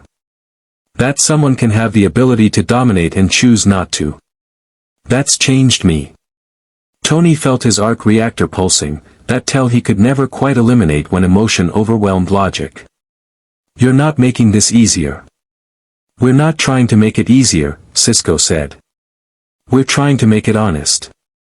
Tony, if you go home, we'll understand. You have people there who love you, a life you built, a world that needs you. But if you stay, you'll have people here who have come to respect and care about you. A different life, maybe, but no less meaningful. And there's a third option, Dax said quietly. You saw it in your orb vision, didn't you? The dimensional bridges. The ability to travel between universes. Tony looked at her sharply. How did you? Because I've been working on the same problem you have. And Friday 7's arrival proves it's possible. Tony, what if this isn't a choice between staying and leaving? What if it's the first step towards something bigger? She pulled up a holographic display showing complex quantum calculations, 6 months of collaborative work between her and Tony, refined and expanded. The ship out there has solved controlled transdimensional transit. If we can study their technology, combine it with what we've learned, we could build permanent dimensional gates. You could go home, come back, travel between universes as needed. That would take years of research, Tony said. Probably. But we've got time. And more importantly, we've got proof it's possible. Dax's eyes shone with scientific excitement. Tony, imagine what we could accomplish. Not just for you, but for the Federation, for your universe, for the multiverse itself. Controlled dimensional travel could revolutionize everything. O'Brien was already pulling up engineering specs. We'd need to build infrastructure on both sides. Quantum anchors to maintain stability. Power sources capable of sustaining dimensional fields. It's ambitious, but it's the kind of impossible thing Tony does best, Sisko finished. Make the choice you need to make, Tony. But know that whatever you choose, it doesn't have to be permanent. Not anymore. Tony stood, walked to the viewport, looked at Friday 7 hanging in space. 47 hours until the window closed. 47 hours to decide his future. Except he'd already decided. The prophets had shown him the path. His heart had known the answer even before his mind accepted it. I'm staying, he said quietly. At least for now. I'm staying to help build those dimensional gates, to finish the work we've started, to prove that it's possible to have power and use it responsibly. He turned to face them. But I'm also going home. Just not permanently. Not yet. What do you mean? Kira asked. Friday 7 has a 47-hour window. I'm going to use it. Tony's mind was already racing through logistics. I'll go back to Earth, spend time with Pepper and the team, explain what happened and what I'm trying to build here. Gather resources, technology, whatever I can bring back that will help us establish permanent dimensional transit. Then I'll return through Friday 7's bridge before the window closes. That's a risk, Sisko said. If something goes wrong, if the ship is damaged or the calculations are off, I'll be stranded in my own universe instead of this one. Given the choice between being stuck here or stuck there, I'll take my chances with home. Tony smiled. But I'm coming back. Because you're right, what we're building here matters. The example we're setting matters.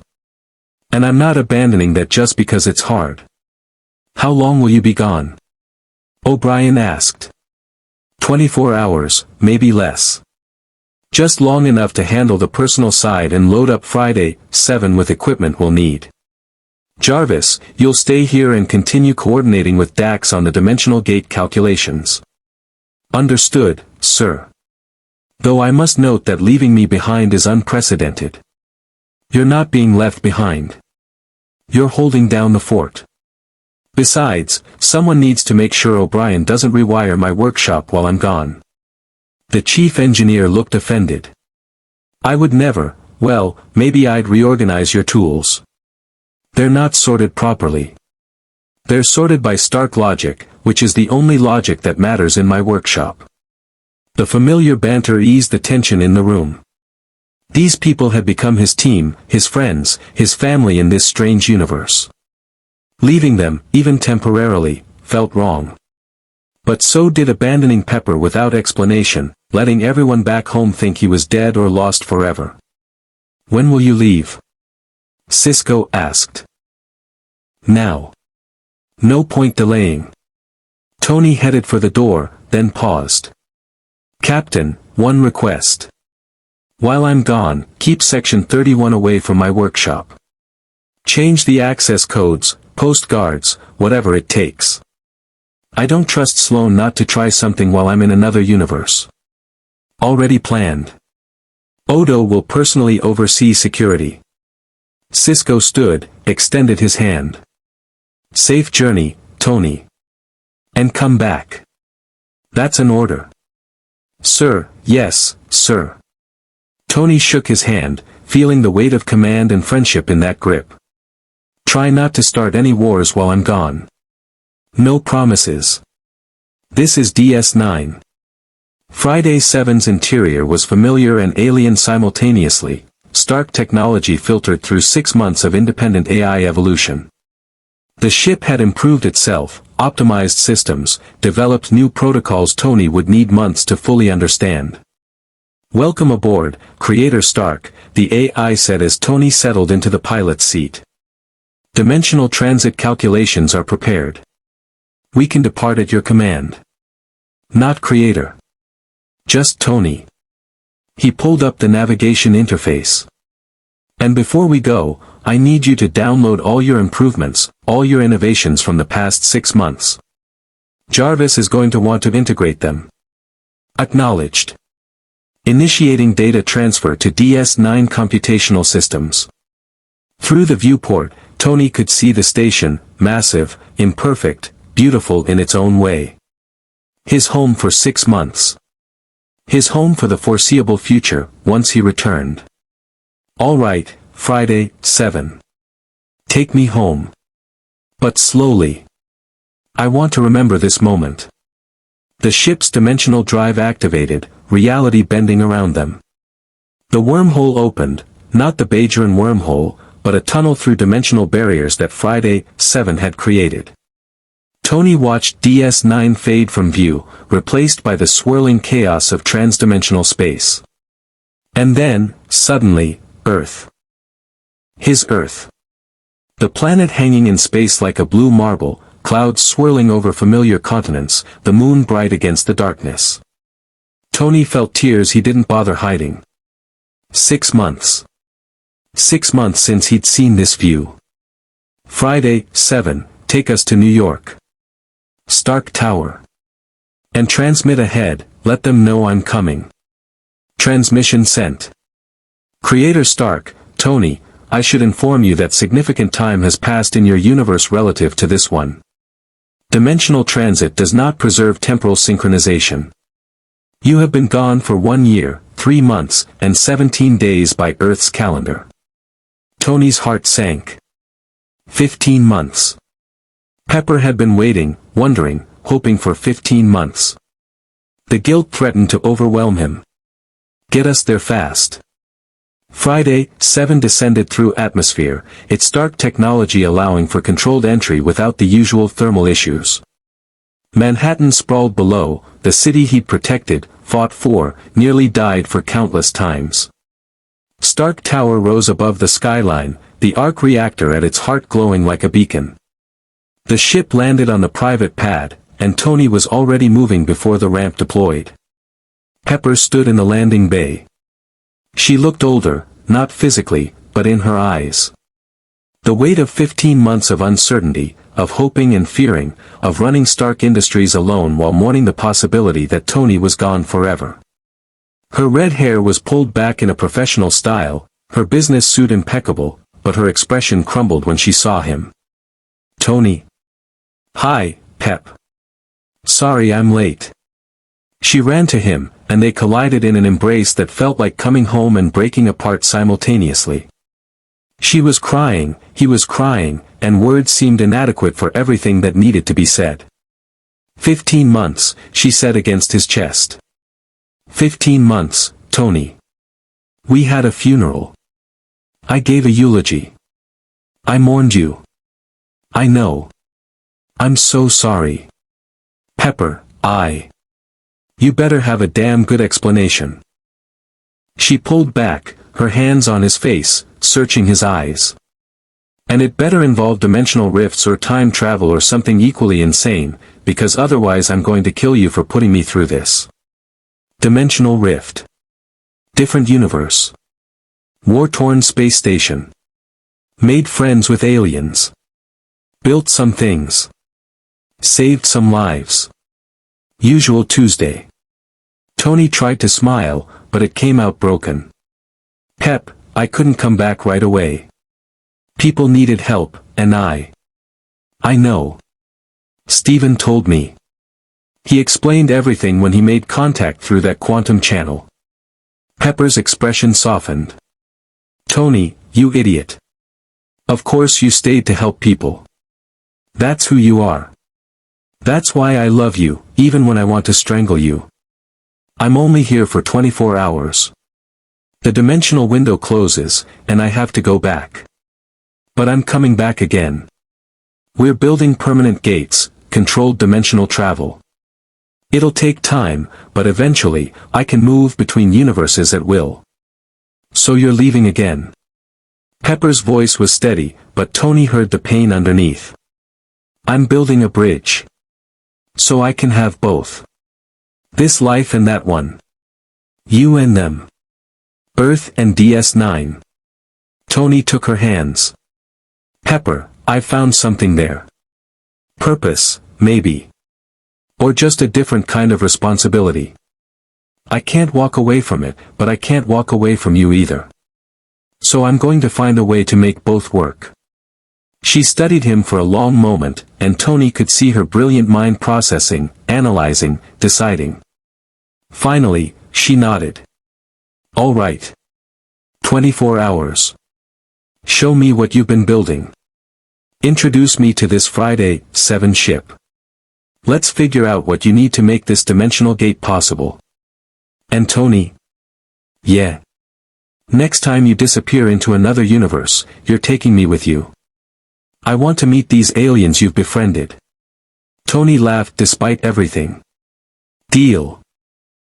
The next 20 hours were a blur. Tony reunited with the Avengers, briefly, emotionally, with promises to explain everything later. He worked with Strange and Wong to coordinate dimensional bridge research. He loaded Friday, 7 with equipment, technology, and materials that didn't exist in the Federation universe. And he spent every spare moment with Pepper, trying to fit months of conversation into hours, explaining everything about DS9, about his work, about the choice he'd made and the future he was trying to build. Promise me something, she said as he prepared to board Friday 7 for the return journey. Promise me you'll actually come back. That this isn't you finding a noble way to sacrifice yourself in another universe while pretending you'll return eventually. I promise.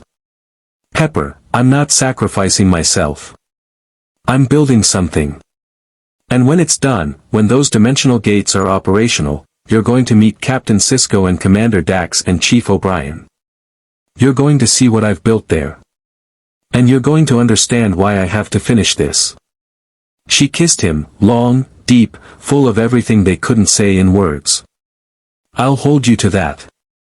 Go save another universe, Tony Stark. Just don't forget to come home. Never. Tony emerged from the dimensional transit to find DS9 exactly as he'd left it, despite 30 hours having passed. Time dilation between universes was going to make scheduling interesting, but that was a problem for later. Sisko met him in the docking bay, along with most of the senior staff. Welcome back, Commander Stark. Successful trip. Emotional. Exhausting. Productive. Tony gestured to Friday 7's cargo bay. I brought presents. Equipment, materials, and some very confused Starfleet engineers once they see what 2025 Earth technology looks like. We've been making progress on the dimensional gate calculations, Dax said, her excitement barely contained. With Friday 7's data and what you brought back, we might have working prototypes within 2 years instead of 5. Then let's get to work. Tony looked around at the faces that had become family. Because I made promises to people in both universes, and I intend to keep them all. Over the following months, Tony split his existence between worlds. Every few weeks, he'd return to Earth for a day or two, spend time with Pepper, coordinate with Strange, maintain his connections. Then he'd return to DS9, continue the work on dimensional gates, help with station operations, and prove that power wielded responsibly could change everything. The war with the Dominion continued, but DS9 held. Tony's innovations, carefully controlled, deliberately limited to defensive applications, saved countless lives without escalating the conflict. Section 31 continued their attempts at recruitment, but Sisko's protection and Tony's stubborn refusal kept them at bay. And slowly, impossibly, the dimensional gates took shape. 2 years after Tony's arrival on DS9, the first prototype activated. A stable doorway between universes, anchored on both sides by technology that fused Stark innovation with Federation science and mystical knowledge from Strange and Wong. Pepper Potts stepped through that gate onto Deep Space Nine, her expression mixing wonder and disbelief. Tony caught her as she stumbled slightly from the dimensional disorientation. Welcome to the final frontier, Ms. Potts, Sisko said with a smile. We've heard a lot about you. And I've heard a lot about all of you. Pepper looked around Ops, taking in the alien architecture, the diverse crew, the impossible reality of standing in another universe. Tony wasn't exaggerating. This is remarkable. Wait until you see the workshop, O'Brien said. Though I should warn you, your husband's organizational system is chaos. It's organized chaos. There's a difference. As Tony showed Pepper around the station, introducing her to the people who'd become his second family, he felt a profound sense of completion. He'd found a way to bridge worlds, to honor both responsibilities, to be Iron Man in 2 universes simultaneously. The dimensional gates wouldn't solve everything. The Dominion War still raged. Earth still faced its own threats. But Tony Stark had done what he did best, built a solution to an impossible problem and proved that with enough stubbornness, genius, and support from people who believed in you, even dimensional barriers could be overcome. That evening, Tony stood in the observation lounge with Pepper, Sisko, and Dax, watching the stars of this universe while knowing the stars of home were just a dimensional gate away. You did it, Pepper said quietly. You actually built a bridge between universes. We did it, Tony corrected. All of us. Me, Dax, Strange, Wong, O'Brien, and about 50 other brilliant people who refused to accept that dimensional travel was impossible. So what now? Sisko asked. You've accomplished what you set out to do. You can move between universes freely. What's the next impossible thing on Tony Stark's list? Tony thought about the Dominion War, about Section 31's continuing attempts at corruption, about the 100 other crises brewing in both universes. But he also thought about the potential, about what humanity could accomplish when it refused to be limited by single realities, about the possibilities of cooperation across dimensional barriers. Now. Tony grinned. Now we see what happens when you give Earth access to the final frontier, and give the Federation access to Earth's unique brand of stubborn innovation. Now we prove that the impossible is just the starting point. That sounds appropriately ambitious, Dax said with a smile. And terrifying, Sisko added. But I've learned to trust your ambitious ideas, Tony. Most of them work out eventually. Most? You have a workshop full of failed prototypes that say, most is accurate. Those aren't failures. They're learning experiences. As they debated semantics and planned the future, Tony Stark, genius, billionaire, philanthropist, superhero, Starfleet consultant, dimensional bridge builder, looked out at the stars and felt, for the first time since falling through the wormhole, completely at peace. He'd found a way to have both worlds. To honor both families. To be the hero two universes needed. With great power came great responsibility. And Tony Stark had just expanded his neighborhood to include infinite realities. The adventure was far from over. But for now, standing between worlds with people he cared about, Tony Stark was exactly where he needed to be. Home wasn't one universe or another. Home was wherever he chose to make a difference. And Tony Stark had chosen everywhere. Live long and prosper. Hit the subscribe button for more interesting stories.